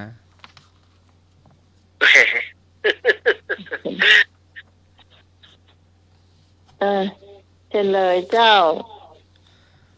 ป้องกันเพื่อนผู้ประมาทแล้วเป็นลักษณะของมิตรประเภทมีอุปการะเพื่อนแต้คอยช่วยเหลือเกื้อกูลในด้านต่างๆ เมื่อเพื่อนประมาทตกอยู่ในภัยอันตราย มีลักษณะ1ช่วยรักษาเพื่อนและทรัพย์สิน เมื่อเพื่อนประมาทเป็นที่พึ่งเมื่อมีภัยและช่วยออกทรัพย์ให้เกินกว่าที่ขอเมื่อมีธุระจำเป็นกอไก่มิตรมีอุปการะนะ ก็ไก่ถูกต้อง มันได้พี่กรณ์ก่อนกูว่าพี่กรณ์ พี่กรณ์ได้สีหน่อง พี่กรณ์ว่าพี่พรมาก่อน ก่อน ฮะ พี่กรณ์ พี่กรณ์กะ พี่กรณ์ไร่พงษ์แล้วพี่พร ฮะ ครับ มันแน่ๆนะ พี่กรณ์มาก่อนไร่พงษ์ กรณ์คิดคะแนน พี่เอมี แมน แล้วก็หนุ่ย แล้วก็ไอ้พงษ์กะ ไร่พงษ์ที่สอง ไอ้พงษ์ที่สองคนที่สาม พี่พร พี่พรที่สามพี่สาวดีที่สี่เนาะ พี่พรได้เลย4เหรอได้6 หาย พี่พรอันดับ3ก็ได้6คะแนนน่ะ 6จาก10ก็ลดมาเป็น8เป็น6เป็น4เนี่ย พี่เนาะ หน่วยได้2ล่ะ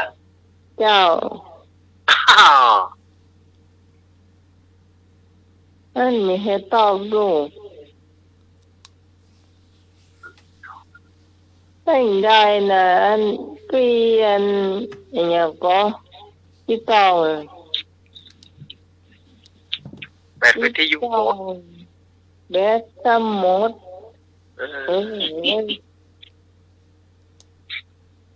แบตที่ พี่กำลังขึ้นประกลางเสียงเหรอ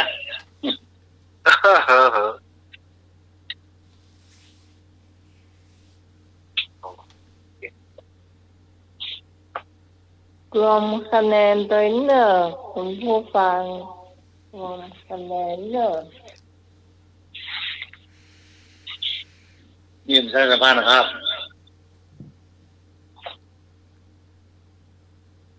รวมคะแนนเนอร์เจ้า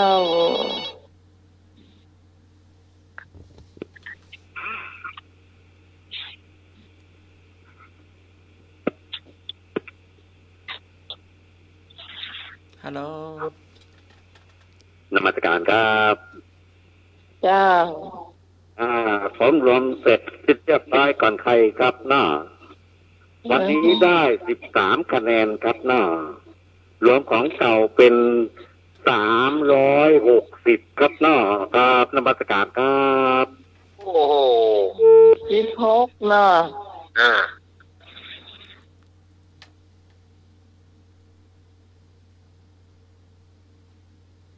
อ้าวมาแถมนึ่ง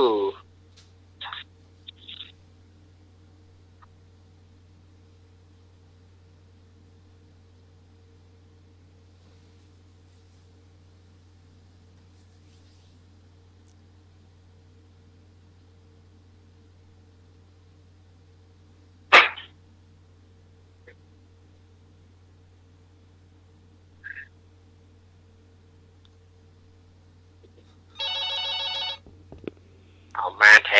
ม เจ้าพี่พงษ์เพลงได้9ธรรมะได้42รวมกันได้51ติดและของเก่ามี95รวมเป็น146เจ้า146 โ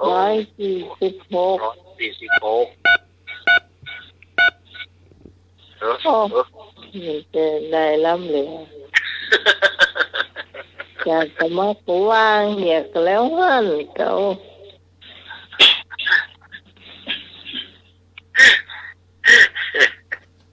แม่กดเล่นกาอยู่คนมาจากพูดวางนั่นแหละเจ้าน้องหมายเพลงพี่ได้21ถ้าทำมาได้18รวมกันไป39แล้วของเก่า108รวมกันไป147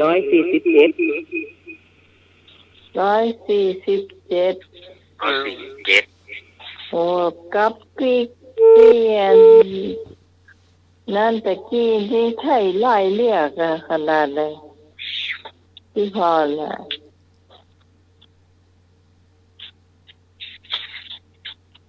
ว่าพี่พรจะได้10หมดเลย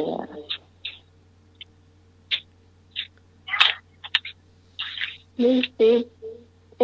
10อยู่ที่เตื้อกะพี่พรน่ะข้อที่5นี่พี่กรณ์ที่10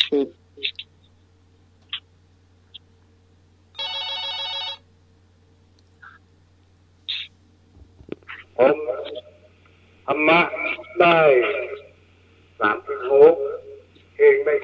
21ถึงก็ได้ละ57ของเก่ามีอยู่129โลกเวทได้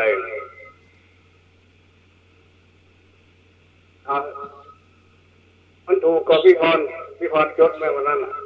129ใครลืมไปแล้วนะเดี๋ยวพี่พรทำรายงานมันก็แล้วกันอันลืมวันนั้นวันนั้นพี่พรจดไว้พี่กรณ์จดแน่เดี๋ยวรายงานตัวนี้ครับผมลืมครับ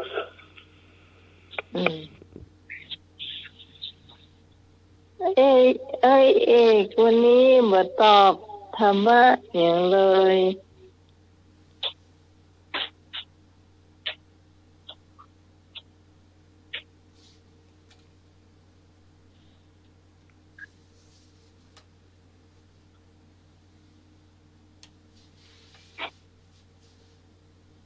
พี่กรณ์ให้หนูได้กี่คะแนน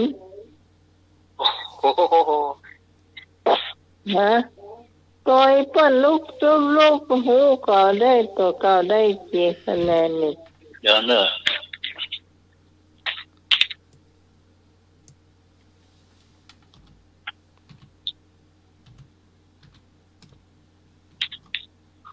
มาได้4มี5ข้อได้4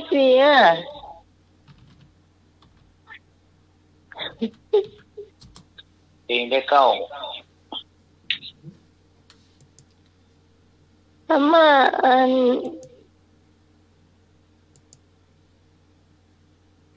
มี5ข้อได้เรียน4คะแนนแม่อะไรกันดูไป6ข้อสุดท้ายได้2รอบครับ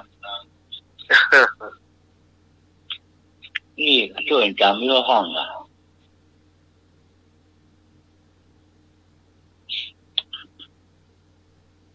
เอาเลขาจดแล้วเนอะเดี๋ยวพี่กรณ์พวกกำลังรวมของเปิ้นอยู่เจ้าคณะรอปีก่อนนะเจ้าก็ประชาสัมพันธ์น้อยหนึ่งนะเจ้าถึงผู้วางที่จะเป็นผู้อุปถัมภ์รายการโดยเฮานะเจ้า วันที่18นะเจ้าคุณผู้ฟังเราจะถวายเงินรายได้ตึงตรงหมดให้กับพระอาจารย์สมัครกับผอสถานีนะเจ้าที่มีอุปการะคุณสำหรับรายการธรรมะคลายเครียดนะเจ้าถ้ามามีพระอาจารย์พระครูสมุยสวัสดิ์ก็คงไม่ได้ฟังรายการนี้นะเจ้าเพิ่นทำรายการนี้ให้เขาเจ้ามาเป็น11 ปีที่ผ่านมาแล้วนะเจ้าที่ผ่านมานี่ก็จะทำผ้าป่ามาโดยตลอดนะเจ้าอันนั้นให้กับต่างสถานีนะเจ้าอันนี้เขาก็จะถวายไว้ให้ก่อนตัวนะเจ้าสำหรับคุณผู้ฟังที่บอกมาแล้วนะเจ้าแล้วก็โอนตังมาแล้วเรียบร้อยก็จะมีอันนี้พี่กรนำมาฝากถึงบ้านนะเจ้า 1,000 บาทของน้องใหม่ 1,000 นะเจ้าของแม่จันทราเช่นใจเจ้า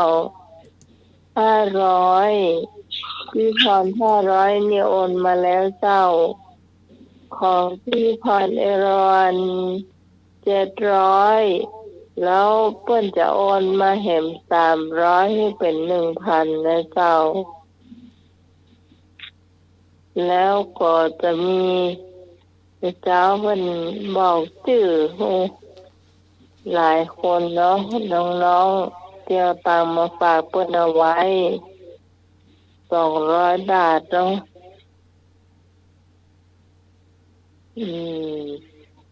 ทางร้านของเปิ้น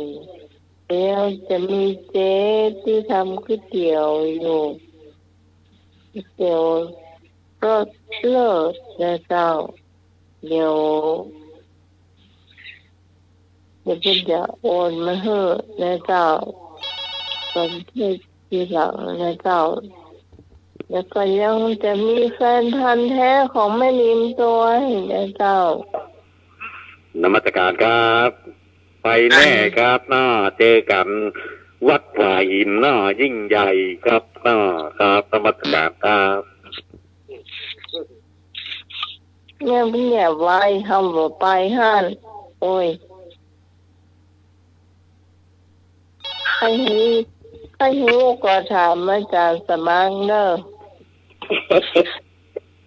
ไอ้พงษ์ของไอ้พงษ์ได้119จ้ะวันอาทิตย์ที่แล้วเนาะพี่กรรวมแล้ว57กับ129เป็น176แล้วของที่สาวลีได้147จ้ะของแฟนคันแทนได้36คะแนนของพี่ต่างรวมตั้งแต่อาทิตย์โน้นเนาะจากอาทิตย์นี้ของแกได้94กับ44เป็น138จ้ะแล้วของน้องพรได้146ของไอ้หนุ่ยได้เท่าไหร่บอกมาจ้ะโอ้เดี๋ยวของพี่พรกับของพี่สารีนี่ห่างกันคะแนนเดียวเหรอจ้ะก็พี่อาลีบอกมางั้นก็บวกไปอย่างนั้นถ้าไม่ถูกพี่อาลีก็แย้งมานะจ๊ะของไอ้พงรวมเมื่ออาทิตย์ที่แล้วมัน119ไม่ใช่129นะจ๊ะ119บวก57เป็น176แล้วก็ของพี่ตัง138ของน้องพร146ถ้าของใครไม่ถูกก็โทรมานะของไอเอก62คะแนนจ้ะของวันนี้ได้เพลง1เพลงแล้วก็ของพี่กรทั้งหมดได้200กับ3คะแนนจ้ะโอ้พี่กรนำเปิ้นเนาะขึ้นเลข2ไปแล้วไอ้หนุ่ยของไอ้หนุ่ยเท่าไหร่จ้าทั้งหมด16ครับ ตึงหมดเลยนะ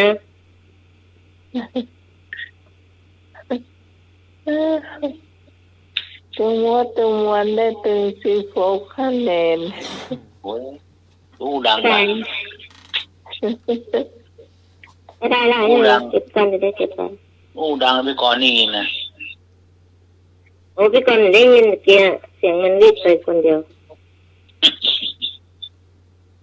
ตึงวันได้16วันนี้เนอะนี่วันเสาร์นะ งานเก่าตัวล่ะ ครับ งานเก่าอันใหม่จึงทำมาจะได้16อ่ะ ครับวันนี้ครับวันนี้ก็16รวมถึงหมดก็ โอ้เก่าลืมไปละ ดูไปแล้วเอา16นั่นน่ะ ครับ ของเจ้าได้15 โอ้30เนาะครับโอ้ขอบคุณครับ ของเก่า15บวก16เป็น31ครับ ของใครไม่ถูกก็โทรมาตรวจได้นะจ๊ะเดี๋ยววันคนที่เขาตั้งเป็นจังหวัดเผื่อหลับไปก่อนจ้ะโอ้100 ป่ายนี่หลายคนละไอ้พงก็นำเพื่อนพี่จองพี่สาลีพี่พรไอ้พงบัวตอบนี่แต่ได้เพลงทั้งหมดได้62ไม่ต้องเพลงของใครผิดทวนได้ไหมจ๊ะบอกได้ก็พยายามตอบถ้ามาอันดับ2อันดับ3เนี่ยคะแนนก็จะไล่มาเนาะอีน้องเจ้าขอบคุณครับก่อนครับช่วงต่อไปเฮ้ยสำเนียงเรารับประโยชน์นั้นเล่านิทานบนครับครับมาถึงช่วงเล่านิทานวันนี้ก็จะสลับซับเปลี่ยนเนาะวันนี้ก็จะเอาประวัติบางคนก็ถามว่าพอเอาเป็นประวัติอำเภอเวียงหนองร่องจังหวัดลำพูนเพิ่นขอมาว่าขอเล่าประวัติของเวียงหนองร่องจังหวัดลำพูนซึ่งเป็นใกล้บ้านอาตมานี่นะเพิ่นถามว่าขอเอาประวัติมาเล่าได้ก่อนแต่อันนี้อาตมาก่อนจะได้เล่าไปตามที่ฮู้มาเนาะเพราะว่ามันบ่มีตัวเขียน มันบ่มีตัวเขียนแต่ว่ามันมีเปิ้นเล่าสืบกันมาเกี่ยวกับหนึ่งประวัติเวียงหนองร่องเดิมทีนั้นเปิ้นชื่อว่าเวียงกาฮ้องเป็นเวียงหน้าด่านที่เจ้าแม่จามเทวีเปิ้นเป็นผู้สร้างขึ้นมาเป็นเวียงหน้าด่านเนี่ยก็คือว่าถ้าว่าฆ่าศึกศัตรูอย่างมาก็คือเวียงหน้าด่านฮับเอา เวียงหน้าด่านนี่ต้องฮับเอาคอยฮับเอาคือว่า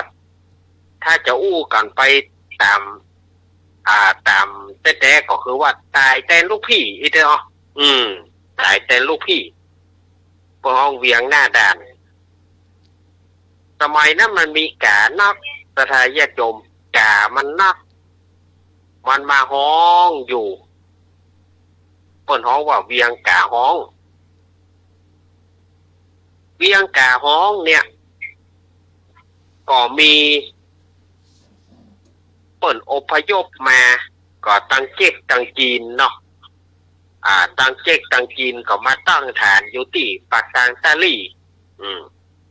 ปากทางตาลี่มูเนี่ยจะเป็นที่อยู่ของเจ๊กของจีนทั้งนั้นนะเปิ้นมาตั้งรากตั้งฐานอยู่จนมาถึงปัจจุบันเนี่ยที่เปิ้นมาตั้งรากตั้งฐานอยู่ประเดี๋ยวนี้เปิ้นไป ได้ดิบได้ดีอยู่ตามอำเภอจอมทองนี่ก็คือยุคสมัยสมัยนั้นเปิ้นฮ้องสมัยก่อนเปิ้นฮ้องว่าเจ๊กเนาะเจ๊กที่มันมาจากเปิ้นมาตั้งรากตั้งฐานบัดเดี๋ยวนี้ตีได้ดีได้ดิบได้ดีก็อย่างที่จอมทองบัดเดี๋ยวนี้เปิ้นไปได้ดิบได้ดีที่จอมทองก็จัดนักนะอย่างเช่นว่าขออนุญาตที่ชื่อเปิ้นเนาะเจ๊ตายร้านเงางามก็ดีแล้วก็ไปถึงโคเก้าคือนำตระกูลผู้พิสิทธิ์เนี่ยตระกูลผู้พิสิทธิ์เนี่ยเปิ้นก็มาจากเวียงหนองร่องนี่ปอมอนเปิ้นชื่อเจ๊กปู ปอมอนเปิ้นชื่อเจ๊กปูแล้วก็เจ๊กปูเจ๊กโตเนี่ยสมัยก่อนอาตมายังตานเปิ้นน้อยอยู่นะยังตานเปิ้นน้อยอยู่เจ๊กปูเจ๊กโตเนี่ยเป็นถือว่าเป็นโปวิของโอพันผู้พิสิทธิ์เนี่ยสมัยก่อนตั้งเจ๊กตั้งจีนเปิ้นมาตั้งรากตั้งฐานอยู่แล้วจนเป็นเวียงเนี่ยเป็นเวียงชื่อว่าเวียงกาฮ้องเมินมาเปิ้นมีนักโทษเนาะสมัยแต่ก่อนยุคเจ้ามีอำนาจระบอบสมบูรณาญาสิทธิราชเนี่ยมันเป็นเจ้ามีอำนาจสมัยก่อนได้สั่งประหารเอานักโทษไปประหารเอาประหารแล้วเอาใส่ล่อง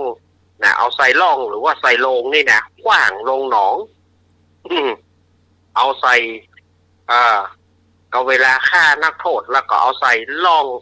จ่งลงหนองในล่องนั้นน่ะก็สารหูกเมียวเข้าครอบไว้มันบ่มีประสาทบ่มีสารเมียวครอบไว้แล้วทีนี้เมื่อเอาศพจ่งลงหนองเปิ้นก็จึงฮ้องว่าหนองร่องจากเวียงกาฮ้องกลายเป็นเวียงหนองร่องแต่ประเด็นนี่หนองนี่เปิ้นถมเป็นโรงบ้านเป็นตึกรามบ้านช่องไปละปลาเหลือหนองละส่วนว่าเมียวผูกเมียวที่ขวบล่องนั่นน่ะมันก็ไหลไปค้างป่าโคป่าเหล่าไปค้างป่าโคป่าเหล่าเปิ้นฮ้องว่าที่ห้านว่าเหล่าเมียวบัดเดียวนี่เปิ้นนั้นตีความหมายเขาตีความหมายว่าเป็นหูกเมียวไปอยู่ห้านเขาก็เลยแปลงหูกเมียวไว้เป็นหูกเมียวตัวใหญ่ข้อจริงบ่ใจตัวเมียวแต่เป็นเมียวที่เปิ้นเอาขวบล่องไว้แล้วมันไหลไปค้างเหล่าค้างโคนะเพราะว่าเหล่าเมียวอันนี้ในประวัติที่เปิ้นเล่ามาเปิ้นมีเจ้าก็โลกมีเจ้าของนครบ้านเวียงนี่ปัจจุบันนี่ก็ยังเหลือลูกหลานที่เป็นเชื้อเจ้านะแต่ว่าเชื้อเจ้าแต่ประกอบยุบเจ้าไปขึ้นอยู่กับกรุงเทพไปสมัยก่อนเพิ่นบอกว่ามันรุ่งเรืองขนาดในเวียงหนองร่องนั้นรุ่งเรืองเรียกว่าโอ้เจ๊กจีนขายของกันนักหนาป้าป้านจนมาถึงปัจจุบันนี่นะเชื้อเจ๊กสายจีนเพิ่นยังมีอยู่หรอที่บ้านเวียงหนองร่องเนี่ยใกล้ๆบ้านอาตมานี่แล้วเนี่ยอย่างเปิ้นถึงยุบเวียงไปเปิ้นยุบเวียงไปเพราะว่าพวกขุนเมงลายเปิ้นส่งสารเปิ้นส่งจดหมายเปิ้นเอาจดหมายมามัดติดตัวกวางเป็นกวางแสนรู้ของเปิ้นน่ะบอกว่าเอาเนี่ยอย่างตังเวียงน้อยเนี่ยเวียงกาฮ้องหรือว่าเวียงหนองร่องเนี่ยเนี่ยอย่างประสงสวยไปเนี่ยอย่างประสงสวยคือเปิ้นก็เลยเขียนจดหมายแล้วเอามัดตัวกวางแล้วปล่อยมา อมาถึงที่ยังบ่ถึงเวียงหนองรองเจ้าหมู่คนทั้งหลายไปหันใส่กวางก็บอกว่าเป็นกวางอันกวางราชสารของพวกขุนเมงลายเนี่ยเขาก็เลยไปยิงกวางเปิ้นแล้วก็เอาไปกินกันเนี่ยทีนี้พวกขุนเมงลายเปิ้นอย่างใดเนี่ยตั้งเวียงกาห้องเนี่ยเวียงหนองรองนี่อย่างใดกระด้างกระเดืองกะนี่อย่างบะทรงซวยการทรงซวยเนี่ยก็จะต้องส่งแก้วแหวนเงินทองอย่างไปบางทีก็ส่งลูกสาวพ่องเมียไผ่งามก็ส่งไป ไปให้เจ้าให้นายสมัยก่อนนั้นเนี่ยพวกน้องส่งซวยไปจะได้บะทรงซวยหรือว่าเขากระด้างกระเดืองก็คือคนมาถามว่าบอกฮู้ครับว่าจดหมายเนี่ยเปิ้นส่งมาปรากฏว่าเจ้าเมืองเวียงหนองรองเนี่ยบอกฮู้ก็เขาไปยิงกวางเพื่อก่อนนี้เปิ้นก็บอกฮู้เปิ้นถามอันใดก็บอกฮู้อย่าถามว่าเปิ้นส่งจดหมายมาบอกฮู้เรื่องแกคือส่งซวยไปบอกฮู้ก็เปิ้นเอาส่งติดตัวกวางมาหรอกวางปัวอย่างใดก็บอกฮู้เพราะบ่ได้หันตัวกวางเขาก็เลยขึ้นไปทูลพ่อขุนเมงลายก็เลยโคดก็เลยยุบเวียงกาห้องหรือว่าเวียงหนองรองเนี่ยไปขึ้นกับเชียงใหม่ด้วยความที่ว่าเนี่ยคนที่บอกฮู้เรื่องของเราเนี่ยเอากวางเพื่อไปกินแล้วทีเปิ้นถามส่งมาถึงเจ้าเมืองที่คลองเวียงหนองรองเนี่ยปรากฏว่าบ่มีไผฮู้ก็ถามว่าเขาเปิ้นส่งราชสารมากับกวางเลยบ่หันทั้งราชสารบ่หันทั้งกวางเพราะว่าคนไปเกิดยิงเนี่ยก่อนก็เลยบ่ได้ในที่สุดก็สั่งยุบเวียงกาห้องณปัจจุบันนี้ก็เลยกลายเป็นบ้านเวียงยังคงชื่อบ้านเวียงหนองรองสมัยก่อนนี่ที่หนองมันกว้างสถานญาติโยมสมัยแต่ก่อนนี่ไปลงหนองลงอย่างไปซ่อนไปอย่างก็ลงไปนั่นน่ะเวียงหนองรองไปหนองรองฮั่นเด้อไปหนองรองฮั่นเด้อปทหนองป่าปลาเลอะป่าเต๋อสมัยก่อนจะไปเอาดินปั้นหม้อก็ไปฮั่นนะจะไปเอาดินปั้นหม้อก็ไปขุดเอาหนองฮั่นนะสมัยก่อนถือว่าซับในดินสีในน้ำแต่ปัจจุบันนี้ก็กลายเป็นสถานที่ราชการไปแล้วอาตมาภาพจะมาเล่าถึงนี่สถานญาติโยมไผ่เคยได้ยินชื่อว่าบ้านห้วยปันจ้อยเนี่ยอยู่ตำบลหนองยวง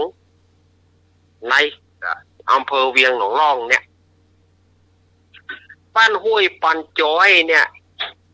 บางพ่องก็ถามว่าเป็นจะได้ท่านอาจารย์มันอย่างชื่อห้วยปันจ้อยที่มันออกเพลงของอาจารย์ชินชัยแก้วเรือนเนาะสันเหมืองสีเตี้ยหนองรองศพร้องห้วยปันจ้อยเราดูอันเราดูนี่มันเป็นต้นไม้เดิมเปิ้นมีต้นประดูหรือว่าต้นไม้ดูเปิ้นมีแต่ว่าห้วยปันจ้อยเนี่ยมันมีที่มาที่ไปอย่างอี้ในสมัยเวียงหนองรองกำลังรุ่งเรืองสถานที่ห้วยปันจ้อยเนี่ยเป็นหนองสมัยนั้นเปิ้นฮ้องว่าหนองภูเขียวสมัยนั้นเปิ้นฮ้องว่าบ้านหนองภูเขียวหรือว่าหนองภูเขียวแล้วเปิ้นในสมัยที่เวียงหนองรองมันรุ่งเรืองเนี่ยมันเป็นเมืองขึ้นมาเนี่ยเป็นเวียงใหญ่ขึ้นมาเนี่ยพอดีว่าผัวของย่าปอนนี่นะนี่เปิ้นว่าอย่างนี้เนอะผัวของย่าปอนเนี่ย ไปถูกยับผัวของย่าปานนี่ไปถูกยับแล้วทีนี้พญาเจ้าเมืองผู้ครองเวียงหนองร่องเนี่ยก็บ่ได้ไต่สวนบ่ได้ถามมาหยังรู้ว่าเป็นนักโทษก็สั่งเอาไปประหารเอาผัวย่าปานนี่นะไปประหารชีวิตแล้วก็ขว้างลงหนองร่องที่ว่านะเอาขว้างลงหนองร่องแล้วย่าปานเนี่ยมันก็ไปให้ที่หนองผู้เขียวเนี่ยมันไปให้จ้อยว่าผัวฆ่าพิษอย่างถึงต้องลงโทษผัวฆ่าหาความผิดมาได้อย่างมันก็จ้อยพารณาแต่งจ้อยเองแล้วก็ไปจ้อยที่หนองผู้เขียวไปจ้อยไปให้หอนวอนตุกที่หนองผู้เขียวให้จนบักกินข้าวกินน้ำไปจ้อยอยู่หั่นแล้วก็เลยไปอกแตกตายที่หั่นกำนั้นหนองผู้เขียวก็เลยกลายเป็นตำนานห้วยปันจ้อยมาจนถึงปัจจุบันนี้ สถาญาติโยมอันนี้อาตมาเอามาเล่าถึงประวัติการของเวียงกาฮ้องหรือว่าเวียงหนองร่องที่ใกล้ๆบ้านอาตมาเนี่ยปัจจุบันนี้เปิ้นก็ยังเจริญรุ่งเรืองอยู่เพราะว่า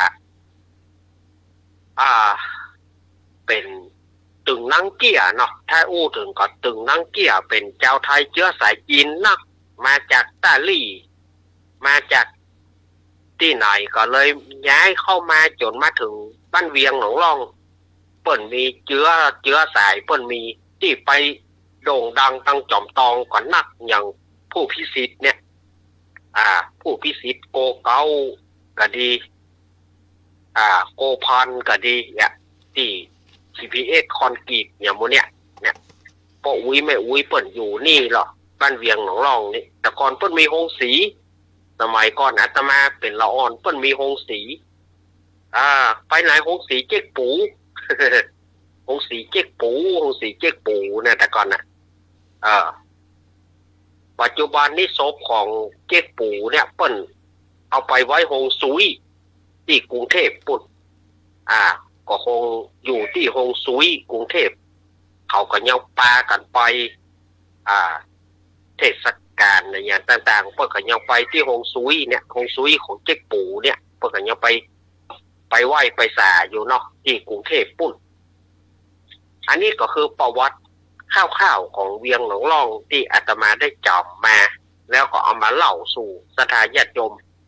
มาจนถึงห้วยปันจ้อยเนี่ยประวัติเก่ามัน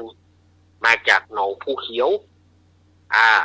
ย่าปานนี่มันไปให้จ้อยแล้วมันลวดตายงั้นก็เลยกลายเป็น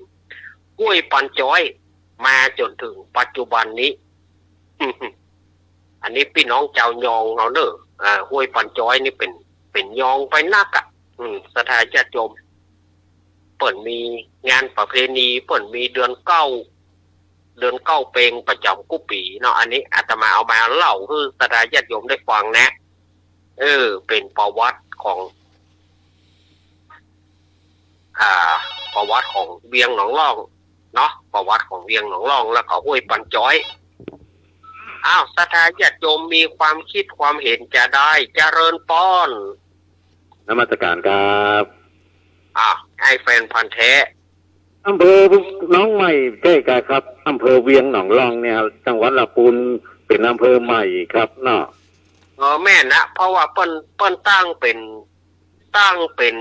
อำเภอเมื่อบ่เมินแต่ก่อนมันเป็นกิ่งอำเภอเมื่อปี38น่ากะแม่นะครับเนาะแต่เป็นอำเภอใหม่ครับมันเพราะว่าในป่าซางนี่แต่ก่อนเป็นอำเภอปากบองเนาะอำเภอปากบองแล้วก็ย้ายมาป่าซางแล้วก็แยกเป็นกิ่งเวียงหนองร่องแล้วก็แยกเป็นอำเภอเวียงหนองร่องมันอีหรอน่ากะเนาะมันแยกกันมาเนาะจะมีบ่ม่วงอกร่องเนาะ เมืองอกล่องเนี่ยเหมาะขนาดเลยครับน่าจะมีปลูกไว้เยอะๆ ลอง เนาะ และจง น่า จงลงครับ ครับนมัสการครับ อ้าวขอบคุณ อันนี้เป็นขอเทียดเอามาเล่าวันนี้เอาวันพุธกับป้าอาตมาภาพตี3 ถึงตี 4เกิงเหมือนเดิมเนอะสถานญาติโยมตี 3 ถึงตี 4เกิงวันนี้จะทำก่อน ครับ แต่วันนี้ได้เอาเกตเล็กเกตน้อยนะเอามาเล่าคือสถานญาติโยมได้ฟังว่าความเป็นมาเป็นไปหน้าปัจจุบันนี่เป็นอย่างไรนะดูเปิดสืบเชื้อสายจีนกันเข้ามานักนะป้าป้านอย่างร้านเงางามเนี่ยเติมทีเปิ่นของย่าเปิ่นของคนเวียงหนองร่องเนี่ยอย่างญาติเปิ่นของคนเวียงหนองร่องเนี่ยร้าน ของเก่าไม่มีเนาะคนของเก่านี่มีน้อยเนาะโอ้ถ้าข้าจะบอกมีนะเนอะคนเก่าๆนี่นะอย่างสุชาดาอย่างร้านสุชาดาพาณิตาลี่ก็เป็นเดิมทีก็เพิ่งก็เป็นเชื้อสายจีนนะเจ๊มวยเนี่ยเจ๊มวยเดี๋ยวเจ๊มวยลักฟังมาล่างว่ากันเนาะเกิดเจ๊มวยมันลักฟังเอาเหลืองเอาแล้วเปิดมาออก เป็นเกตเล็กเกตน้อยตามที่เปิดไข้หูวันนี้ขอบคุณท่านอาจารย์ท่านพระครูสมุวิสุวัฒน์วรกิจโจครับผมวันนี้ขอบคุณนักๆครับผมขอบคุณท่านอาจารย์สมัครยานะสีโลครับผมครับผมขอบคุณโยมพี่พิสมัยจ้านักการเจ้าแล้วก็ลุงหนุ่ยเนอร์ครับผมการครับแล้วก็สถานญาติโยมที่เปิดวิทยุเข้าฟังด้วยดีเสมอมาเอาวันพุธก้อยปลาอาตมาใหม่นะวันพุธก้อยปลาอาตมาช่วง3 ทุ่มถ้าปฏิทัศน์อย่างนะ3 ทุ่มอาตมาจะมาถ้าว่าปฏิทัศน์อันใด3 ทุ่มอาตมาจะมาเนาะวันนี้ก็อาตมาจะพักกันก่อนพักสัก2-3 ชั่วโมงตี 2ได้ลูกกับละสถานญาติโยมเอ๋ยตี 3สถานญาติโยมที่เป็นแฟนธรรมะขอฟังรายการสัพเพเหระปกิณกะธรรมะคนรุ่งใกล้แจ้งรายการเสียงธรรมแสงทองโดยอาตมาภาพตี 3 ถึงตี 4เกิงเนอะวันนี้อาตมาลาไปก่อนเนอะโชคดีไปของสถานญาติโยมแต่ก็จะไปละรายการเฮาเตื้อรายการเฮายังเหลือเวลาแถมประมาณ50 นาที50 นาทีที่สถานญาติโยมจะได้ฟังรายการก็เชิญฟังรายการกันเราดับต่อไปเนาะอาตมาลาก่อนเจริญพรถูกครับขอบคุณครับตอนนี้จะเปลี่ยนน้อยหนึ่งเนาะจะเปลี่ยนเป็นกำมาเก่ากำมาเก่าเนาะมาเก่าเจ้าแต่ไปตีอ่างต่อล่ออ่างแตนแล้วแม่ปอนเนาะจะไปฮับมาก็ได้แล้วก็เข้ามาทำแล้วทำกับเข้ามาเป็น10 ปีละยังมาทำเนาะ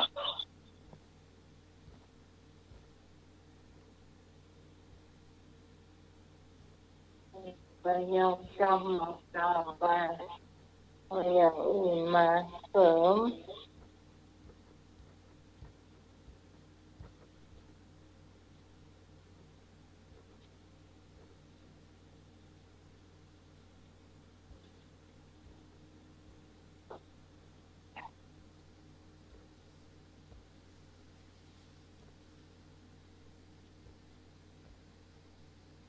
อธิบายเลย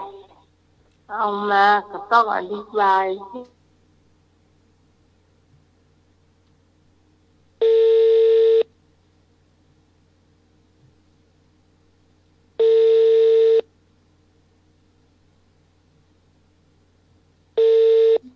เจ้า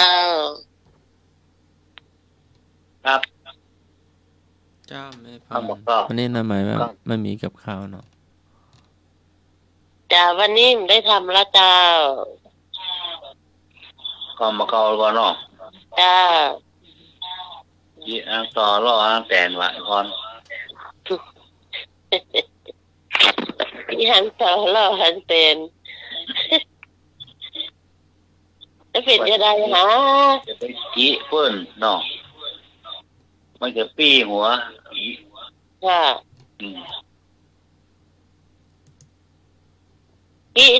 ที่เปิ่นพิษกันก็ลุงหน่อย อ่า ครับ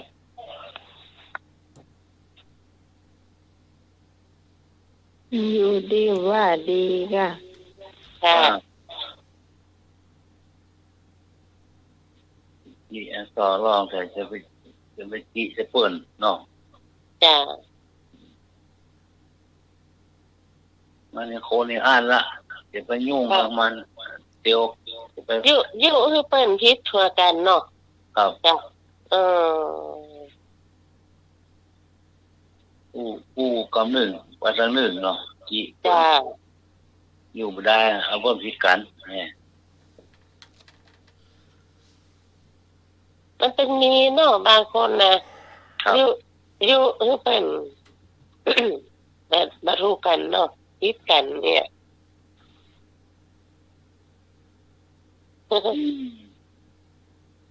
เคยได้ยินผู้พึงทองแปล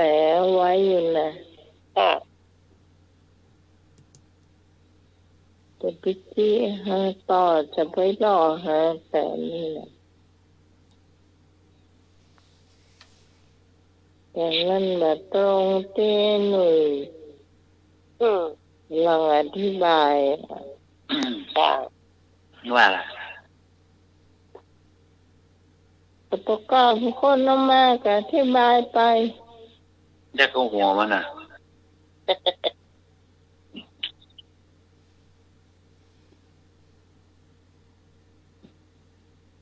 นอกจากสบายก่อน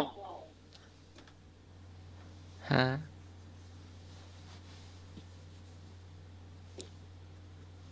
ให้หนูเป็นคนเอามา ถ้าคือจะเอามาก็ต้องอธิบายได้ ได้เนาะก็ช่วยๆกันนะจิหางต่อล่อหางแตนกะ ครับ เขาว่างกันหรือว่าเขาเซาะ เซาะหา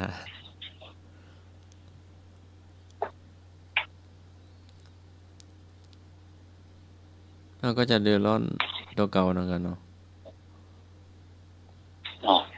ล่นดันว่ะ จ้ะร้อนว่าท่าน มันต้องเลี้ยวซ้ายเลี้ยวขวาหรือว่าตรงแบบวิ่งตรง นะ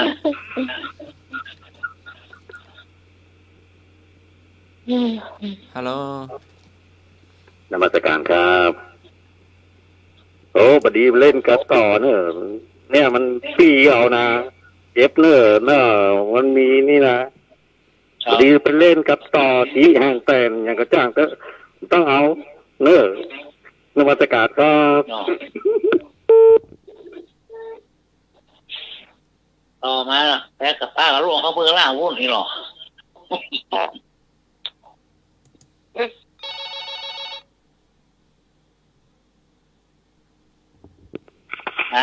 ช่วยกัน ครับที่ห่างต่อเล่าห่างแตนแล้วใครจะเป็นคนเชี่ย โตโป่งอ่ะ ฮะตัวพวกเนาะ โตโป่งอ่ะโต ใคร แม่ จะกล้าไปเชี่ยขอโทษแล้วมันเขาจะตันมาเลยตันเนาะอีมันจะล่นมาตันนะกะ ร่มตันอ่ะที่ห้างต่อล่อห้างแตนอ่ะมันถึงสองอย่างนี่มันถึงโดนถึงสองไอ้หนูถ้าต่อไข่มันขึ้นม้อเนี่ยไข่มันขึ้นต่ำเนาะพี่โคครับหน่อยนะสุดยอดเนาะ จ้ะ จ้ะ น้ำพริกต่อหรอ ตอนนั้นพี่ไข่ต่อจังมันคุกเย็บหน่อยอันนี้พี่เอาตายนะมันเอาตายไป โอ้ บางคนแพ้นะแพ้เนื้อหน้าบวมผู้รู้อ่ะจ้ะมันต่อยอ่ะจ้ะมันต่อยเอาตังหัวเอาเนอะจ้ะมันเหมือนกับคำว่าให้ทุกแก่ท่านทุกนั้นถึงตัวก็ ดิฉันต่อล่อหางแตนนะจ้ะ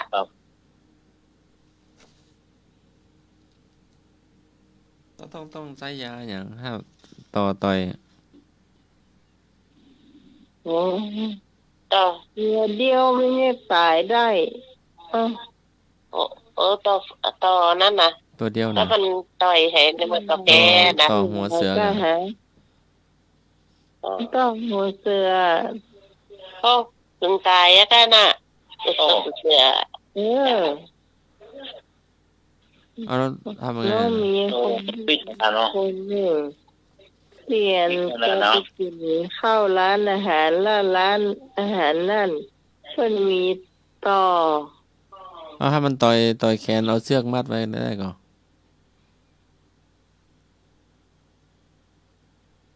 ขนาดต่อยตัวเดียวบ่ได้ก็ยังตายได้เลย มันเข้าไปเส้นเลือดหรือว่าจะไง มันก็ไปที่นะ แล้วไปที่ติตัวอันคนที่เป็น น่ะ แพ้นั่นน่ะ ที่มันไปซีต่อนั่นแหละกะมันไหลอาจจะล่นไปทางใดกำได้อ่ะ มันไหล มันก็เดียวไปร้านอาหารมันนั่นน่ะมันติดต่อตัวไปน่ะโอ้โหตัวนั่นมันจะได้มันบกกองออกมามันก็ไปจี้คนน่ะ มันจับเนาะจำคนเนาะ โอ้โหเนอะ มันจำนะคนนั้นน่ะงั้นเอาคนอื่นน่ะแม่เอาคนนั้นน่ะ เก่งเนาะ ต่อตายกับต่อตัวเดียว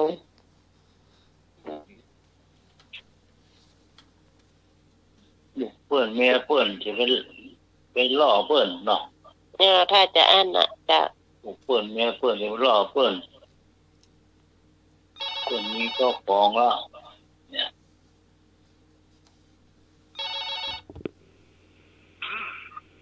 นมัสการครับ มันมีเหล็กในลูกเหล็กในอ่ะมีปิดหน้ากากโอ้มันถึงตายก็ โอ้ โอ้เนี่ยก็ได้ต่อยตามร่างกายนี่นะรับรองตายลูกเดียวครับเนาะ โอ้ตายลูกเดียว ได้ทุกเดียว ไม่ได้ฟื้นเนาะ มันยังเป็นขนาดละตอนนี้นะ มันน่ากลัวเฮ้ยขนาดเขาเอามาใส่ ตัวมันใหญ่แล้วเนาะจ้ะ แม่มันมีหมอกอันนี่สักนิ้วก้อยจะมีนิ้วนางมีเม็ดมันนะไข่มันอ่ะหัวไข่มันอ่ะโอ้เขามาเฮ้อเอาแค่เขายุบพอเขาหมูมีเขียนแต่เนาะหัว ครับ บางคนก็เอามาเลี้ยงไว้ในสวนนะตอนี่นะ โอ้ เอาเลี้ยงไว้หลายห้างเหมือนกันนะเอากินควายกินอย่างมันกินนะของ โอ้มันไม่เอาอ่ะ มันมากินคนเดียวมัน เอาพอมานะเสร็จดีดูดีนำอ่ะโอ้มันเลี้ยงแล้วเพิ่นเอาไข่มันไปขายอ่ะ โอ้ ไข่ดีนะไข่มันเนี่ย ไปต่อ โอ้ขายจะดีอ่ะขายแป้งอยู่นะครับ ที่เขาไปเอานะเขามีเครื่องมีรถเสื้อกันฝนก้าอ่ะหมูเขาสวมนี่แทนก็แกนตานั่นเนาะแล้วก็ใส่ถุงมือหนังถุงเท้าหนัง มันครบได้อันหมูที่ไปปราบนี่นะยอดเลยเขาหันเขานะเอาก็น่าโกงกันนะโอ้โหมันเอาสายว่า1669มาตันเลยแล้วแต่แล้วมันครบอ่ะโอ้เอากินเอาละเอาคนดุนะที่คนเลี้ยงก็มีหรอกโอ้เขาคือเห็นคนเลี้ยงมันต่อหลุมที่มันอยู่ที่ดินก็มีนะเขาเลี้ยงตอนนั้นต้องให้ครบแต่เลยนะต่อดินนะเนี่ยเขาเลี้ยงก็มีแล้วเขาเรียกอะไรไผ่ไม่ยิงอ่ะคือฟันจกเขาบอกว่าจกต่อหูมาครบอ่ะโอ้ตายทั้งนั้นเลยอ่ะมันมาหูกันเขาบอกว่าจกเลยล่ะจกเนี่ยจกเนี่ยล่ะชอบอ่ะโอ้เดี๋ยวบีน้องมาลูกๆมาว่ะจ้ะโอ้มันอยู่ในหลุมเลยจ้ะจ้ะงูมาก็ทอกบึ้งอ่ะโอ้ปีนั่น6 ปีนะนี่เป็นตาดินแล้วอยู่ในดินนั่นเป็นตอกขุมโลกในหลุมเอาติดบนกิ่งไม้บนน่ะมันเอายากมาในดินตอหลุมนั่นเอาง่ายกว่าครับได้ยังตอหัวเสือมันอยู่ตั้งไรตั้งกิ่งไม้อะค่ะมันอยู่ได้ถึง2อย่างนั่นแหละแต่มันเอายากนะมันอยู่บนกิ่งไม้บนน่ะมันฉลาดนะแมงเนี่ยแสงที่มันไปเอามันได้บนน่ะอ๋อครับ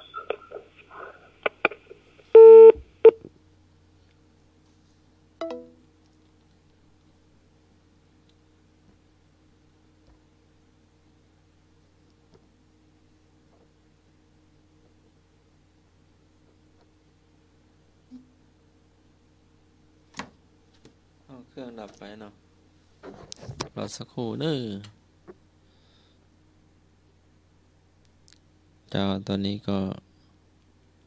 กำลังติดต่อเนาะสายหลุดไปแม่พร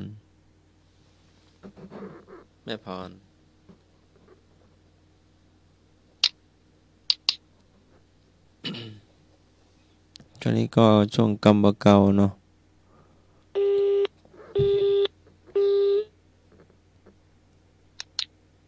แม่พร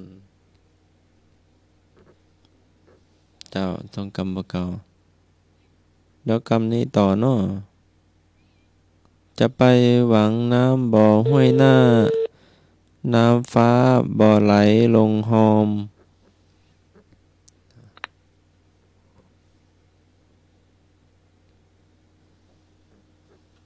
จะไปหวังน้ำการฝากหมายเลขโทรกลับ Welcome to call back sir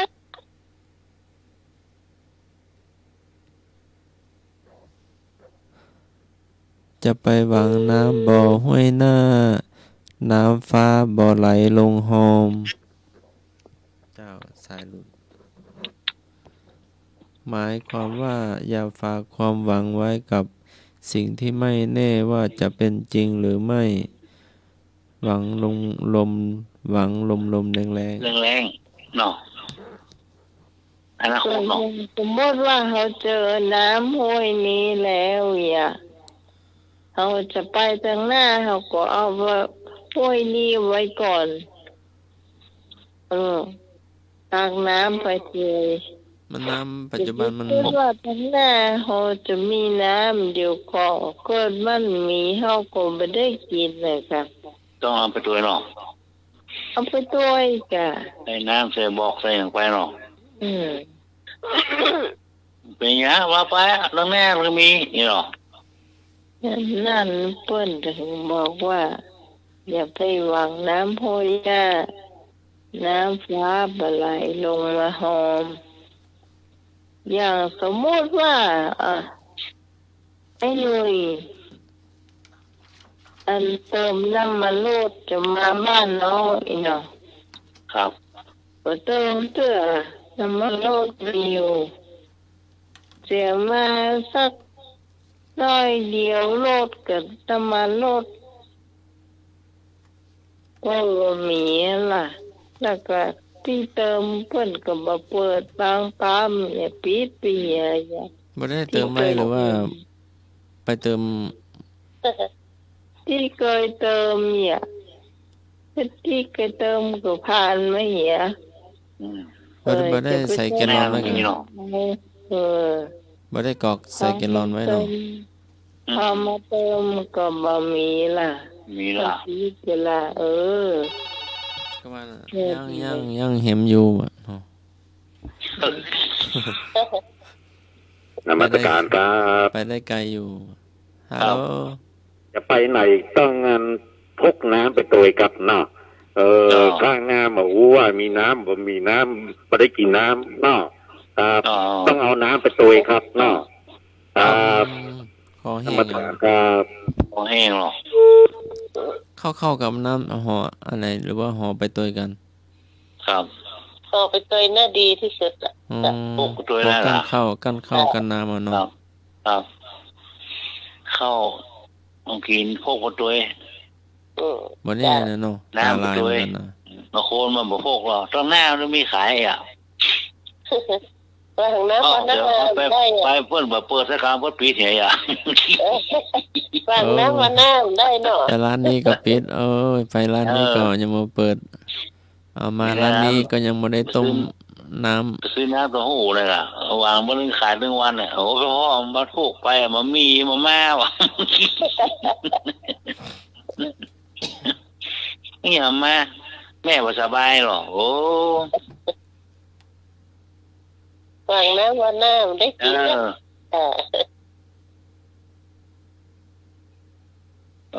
มาสักกรรมได้กินสักกรรม เอามาฮันนี่กำลังดังไฟเนาะ ครับ ไฟควันจุงๆเนาะ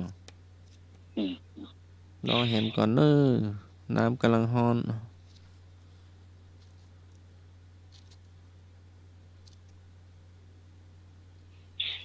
มาถึงวันนะเนี่ยนั่งรอถึงมาทั้งวันนะกินเนี่ยกินเพื่อนเลยก็กินถึงวันโลกลำนี่มันลำเนี่ย เดี๋ยวพูดเธอนี่ก็เอามาตัวเนี่ย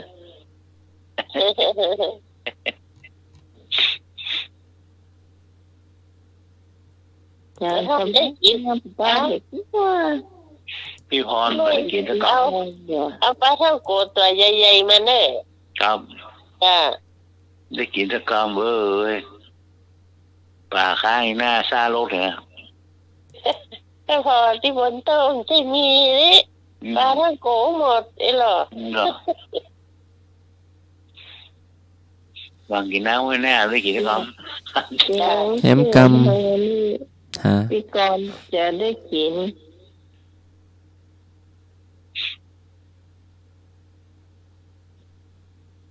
แฟนทานแท้มาบ้านเฮาเพื่อนเด้อ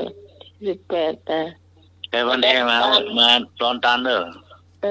ไม่ใช่ว่าสาเหตุเด้อ เองไปละ เดี๋ยวขี่เดี๋ยวปั่นจักรยานมาวาดไปเถอะมีใหญ่สักคนเนี่ย การสมัครก็มีเพศการวิวาทก็มีเพศเอาไปอย่างปุ่น นมัสการครับ ครับ เย็นแล้วยันไปบ้านพุทธกา เจ้า ก็ดีเหมือนกันครับน่าที่การปั่นรถตีบ ยายจื้นจะลาบมาให้นะ ได้เลยครับน่าครับ อันนี้ยังมารับรองเพื่อว่าเพิ่นจะตันขันเข้าก่อนอันนี้น้องยังบอกนี่จ้ะ มาเป็นอย่างครับน่ากินกันเองครับน่ากินกันเองดีกว่า เอาปลาดุกปิ้งเนาะ กินกันเองเนี่ยน่ะมันต้องทำนักอ่ะน่ะมันจะเหลือไปครับน่ะ เหลือหัวเนื้อเหลือเบ้อเหลือเบ้อ อ่ะครับนมัสการครับ โอ้ยมือแดงมาเนาะ สบายตู้ถึงไม่เพื่อก็ตอนวันค่ำก็ได้ โอ้ยมือแดงเปลื้องมาเนาะ นั่นละบังก็เลยเนาะยิงอยากกินน้ำพริกมากกว่าเนาะ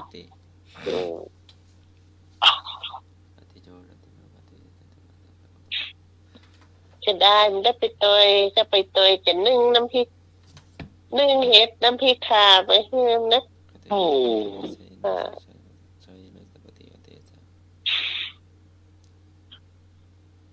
เนี่ยว่าห้อยหน้าวางน้ำห้อยหน้าเนาะจับพอดีอ่ะจับเป๊ะหาวอย่างเดียว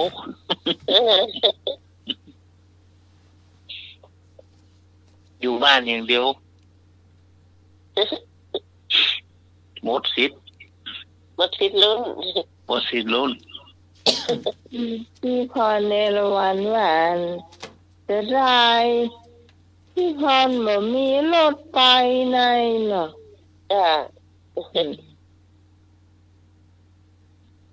บ้านน้องใหม่มันเข้าเลิกเขาเดิกเลย ไปเด็กแต่ฮะก็มาพวกก็มองไปrồiก็ แล้วลุงลุยมากันลำบากลำบนเด้อย่า พวกปางกระด้างห้างโต๊ะมันเจ็บเนี่ยเดือดร้อนว่าบริเวณสักการมาโดนตัน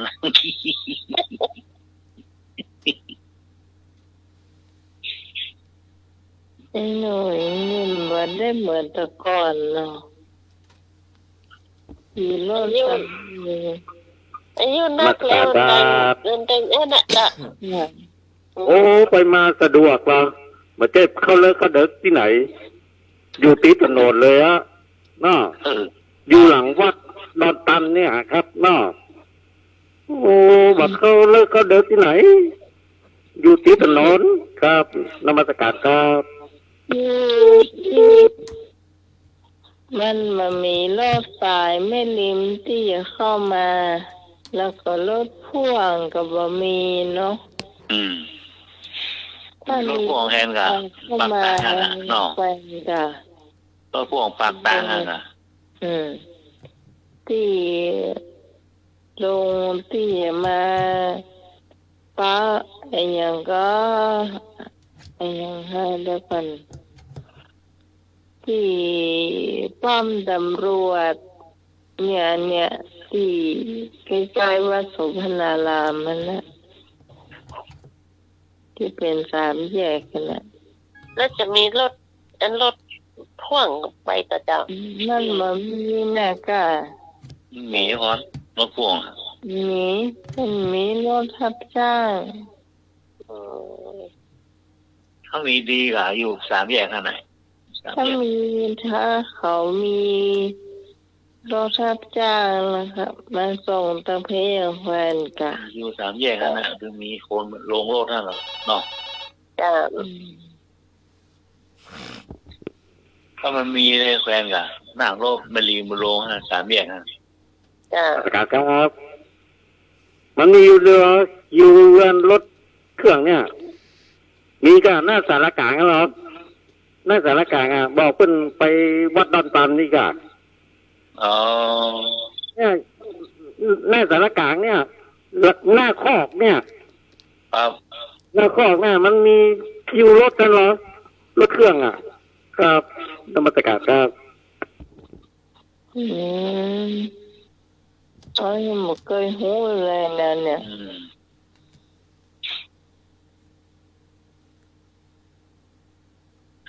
อ๋อที่เรือนจำท่านน่ะ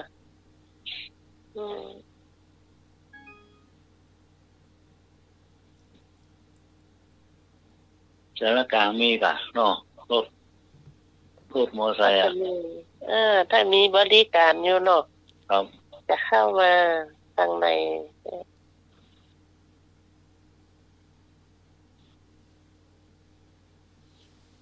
ห้องยาให้มีอยู่นะเนาะห้องยาบางแง่รถบริการเนาะรถ แต่ที่โรงพยาบาลก็จะมีอยู่ ครับ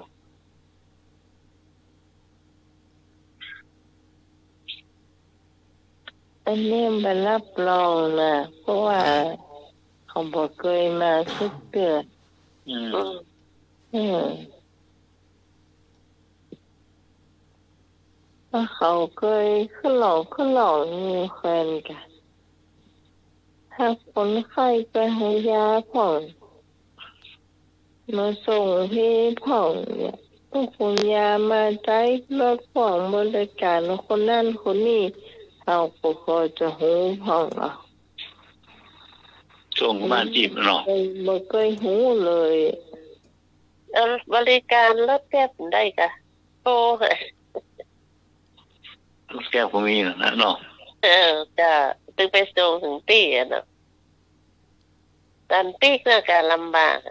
อืม รถแก๊บมันก็ต้องใช้บริการโทรศัพท์อ่ะ จะ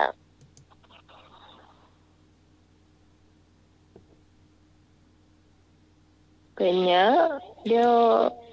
จะมีเวลาปักให้อยู่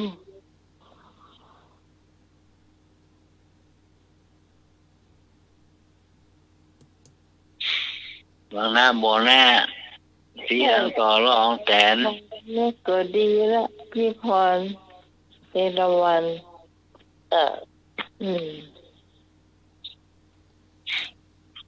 ใจถึงนะจัดนี่จัดอันคริสต์มาสอีหล่ะ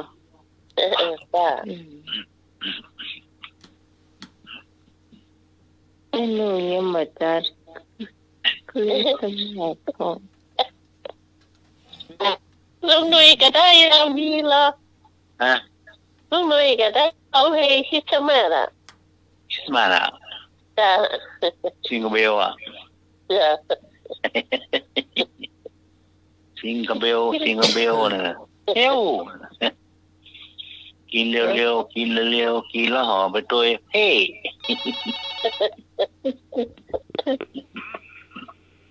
นมัสการครับ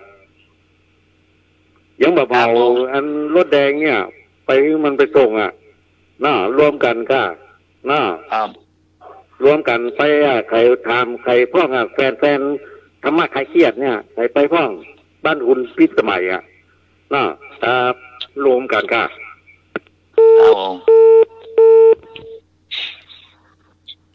มันคนอื่นมันมีปัญหาหรอกที่การพวกเกิดจะรอดมาเองเหรอ จ้ะ หน่วยจะรอดมา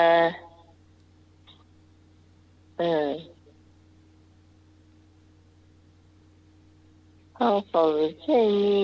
ภายหลายนะก็มีแบบกี่คนเองแค่นี้นะ จ้ะ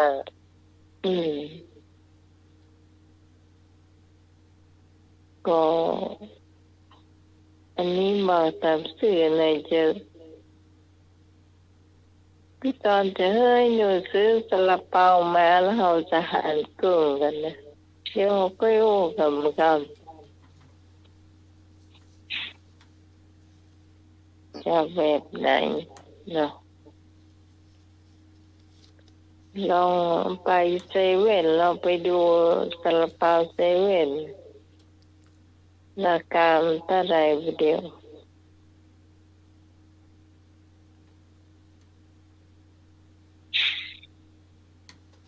เจ้าก็ว่ารองายขวายก็ว่าแดดฮ้อน เป็นจะไดรองาย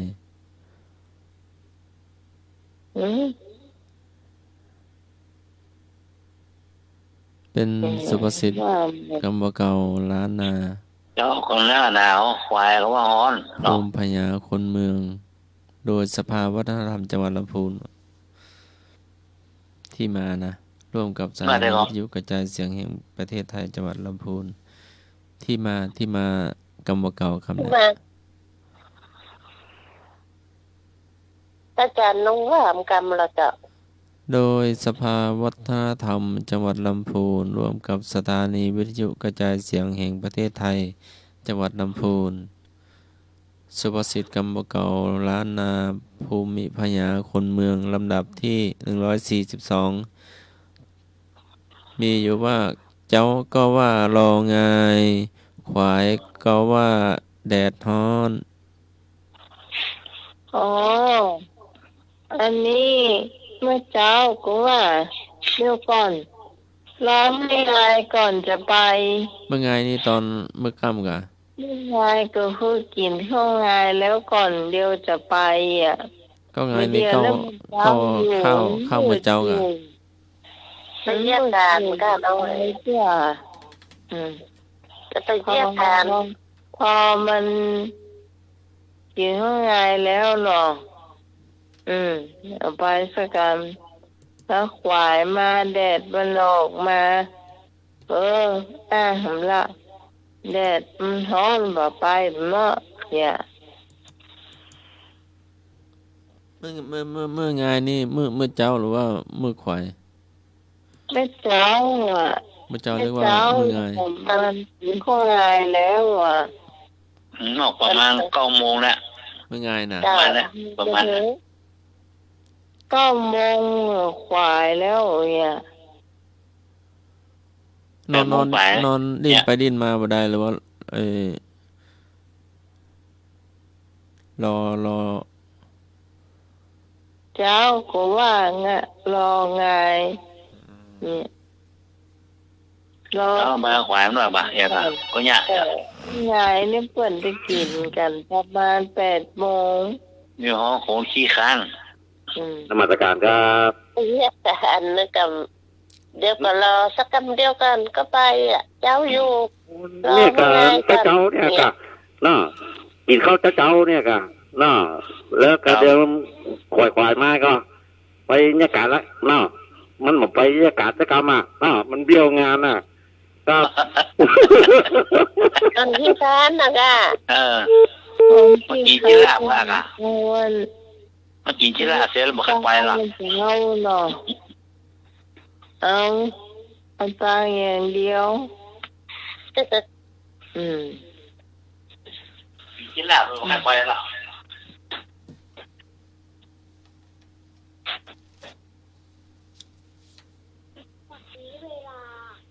แต่ถ้าแม่ตานข้าวนี่มีแน่หลับ ไม่มีหูแล้วก็เรียกว่าบอกคือเป็นว่าแต่ยายจิ้มจะลาบไปหรอกจะลาบ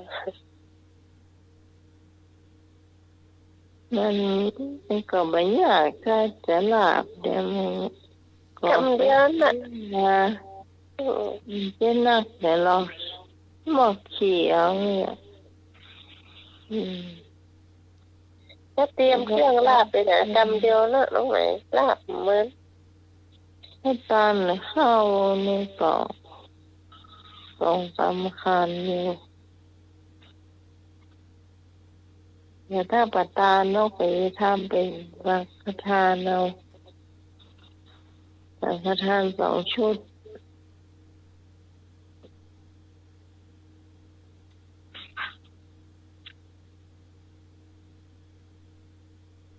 ลุงหนุ่ยไปตักน้ำให้กันมาเจ้าอยู่รอให้ควายน้อยนี่ล่ะเดี๋ยวควายก็เดี๋ยวแดดร้อนน่ะไปสักกำ พ่อไปหอน้ำบ่อมีแห้งแกงหนอ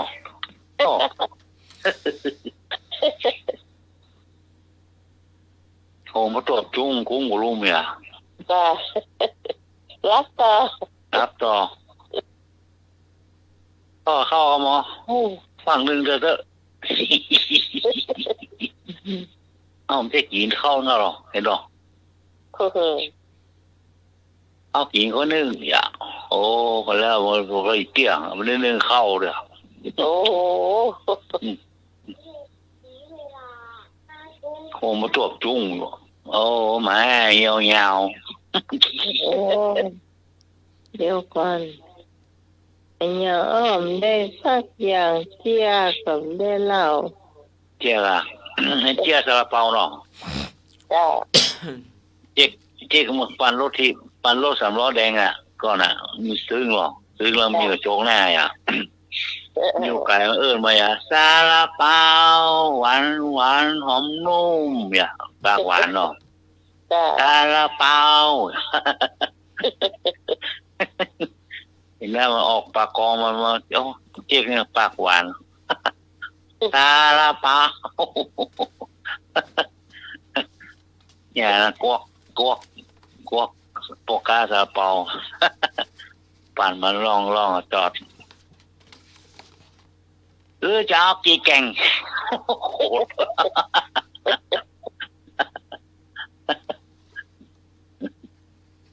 เขามาซื้อสักคำอ่ะ ซาลาเปาซื้อหน่อยเหรอจะเอากี่แก่ง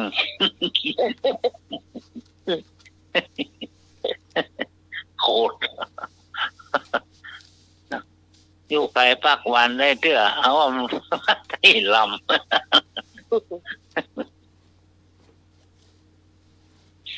เปิดฝาซึ่งคลังหรือจะเอากี่แก่ง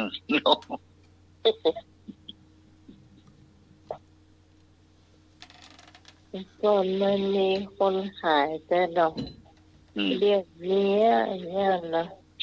ปั่นสำล้อนะสำล้อข้างหน้านะล้อแดงนะอ้าวดังท่านเลยอ่ะก่อนอ่ะ สำล้อแดงที่มันมีอยู่ตั้งหน้าน่ะกะนะครับตรงนั้น ยูไปนี่ปั่นระหว่างนะ จ้า ไปเปิดทางเข้าสารก่อนนะ จ้า เข้าสารเข้าอย่างเงี้ย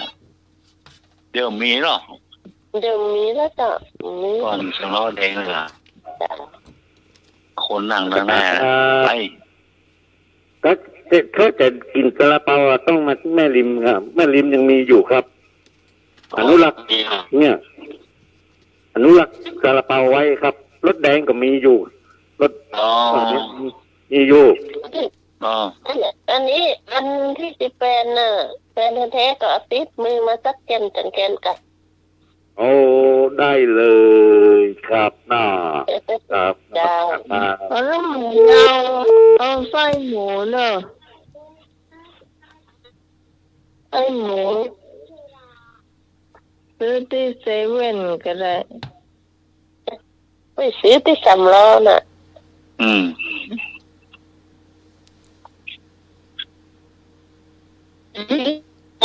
แต่เรา เดี๋ยวเริ่มมีละมันเดี๋ยว เดี๋ยวมีคนกินอยู่จ้ะ ผมแค่กินแหละป้า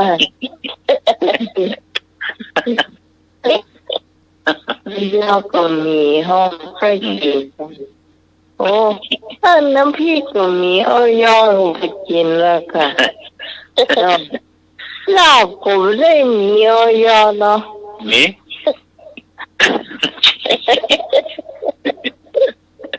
ลาบก็กักกันนะเนาะมีเอาเยอะ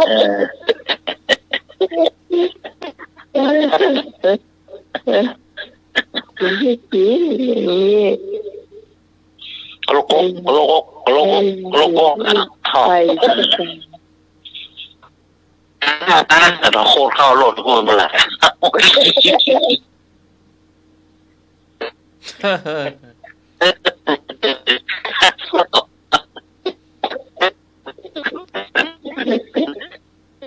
ตอนนั้นเข้าโลดทุกคนมาละ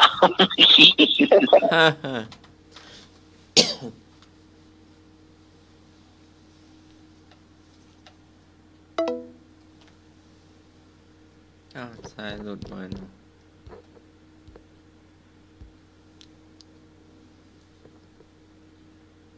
ก็กำเนาะกำบ่เก่า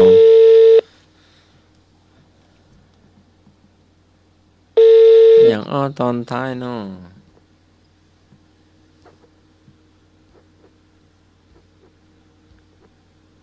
อย่างอ้อตอนท้ายเนาะ ครับ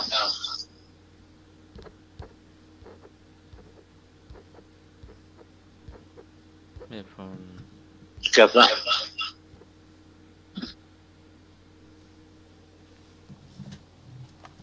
อย่าง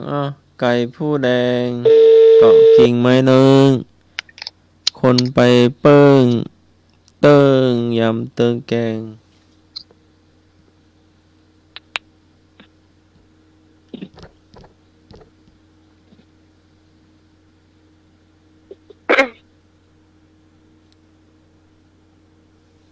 บริการฝากหมายเลขโทรกลับว่า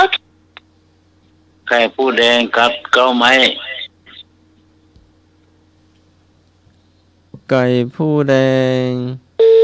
เกาะกิ่งไม้เนึงคนไปเปิ้งตึงยำตึงแกง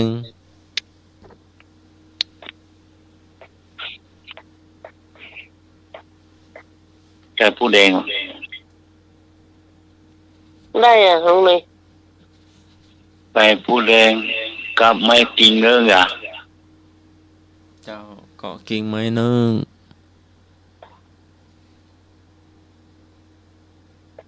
ได้แหม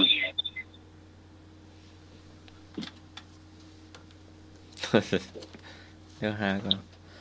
ไก่ผู้แดงไก่ตัวผู้สีแดงเกาะกิ่งไม้เนื้อไม้เอ็นคนไปเปิ้งพึ่งตึงทั้งยำตึงแกง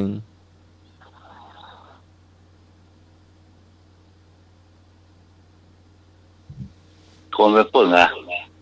เจ้า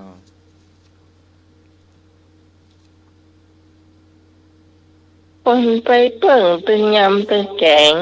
เจ้าอยู่หลังบ้านน้ำใหม่ไปเลยเต็ม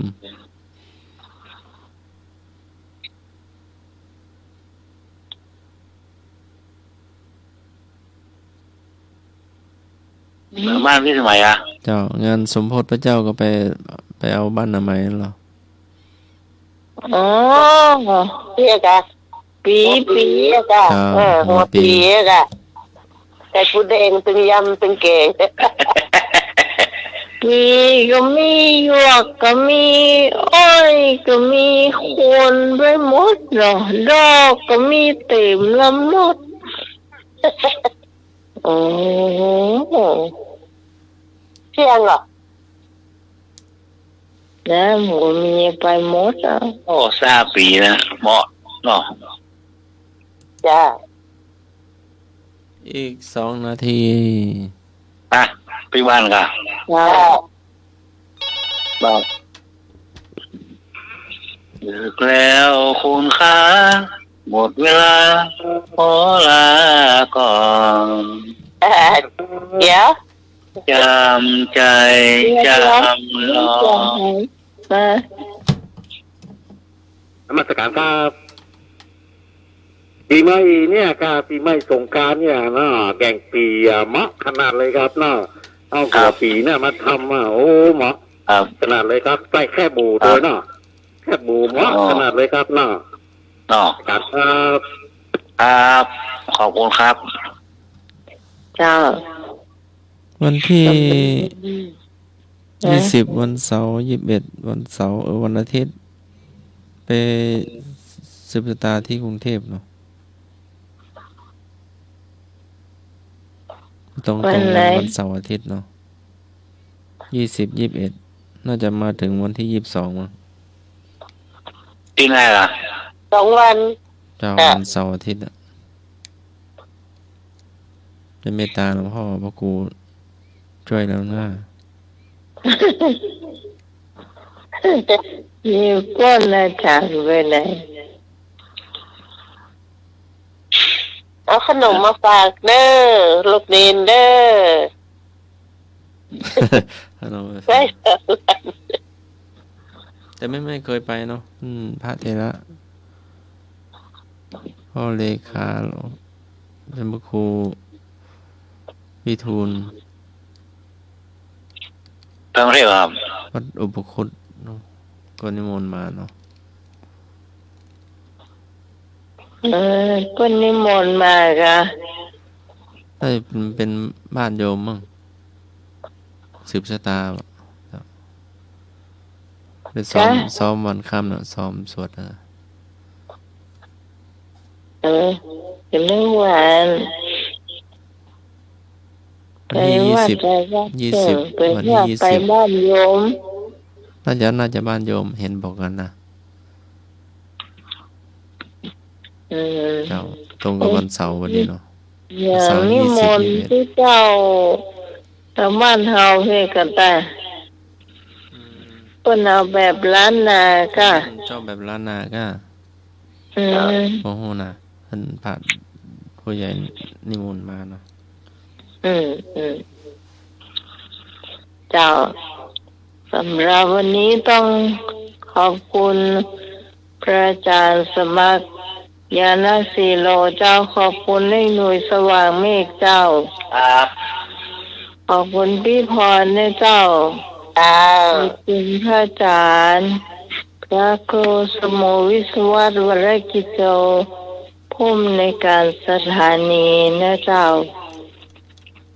สำหรับวันนี้ บุญรักษา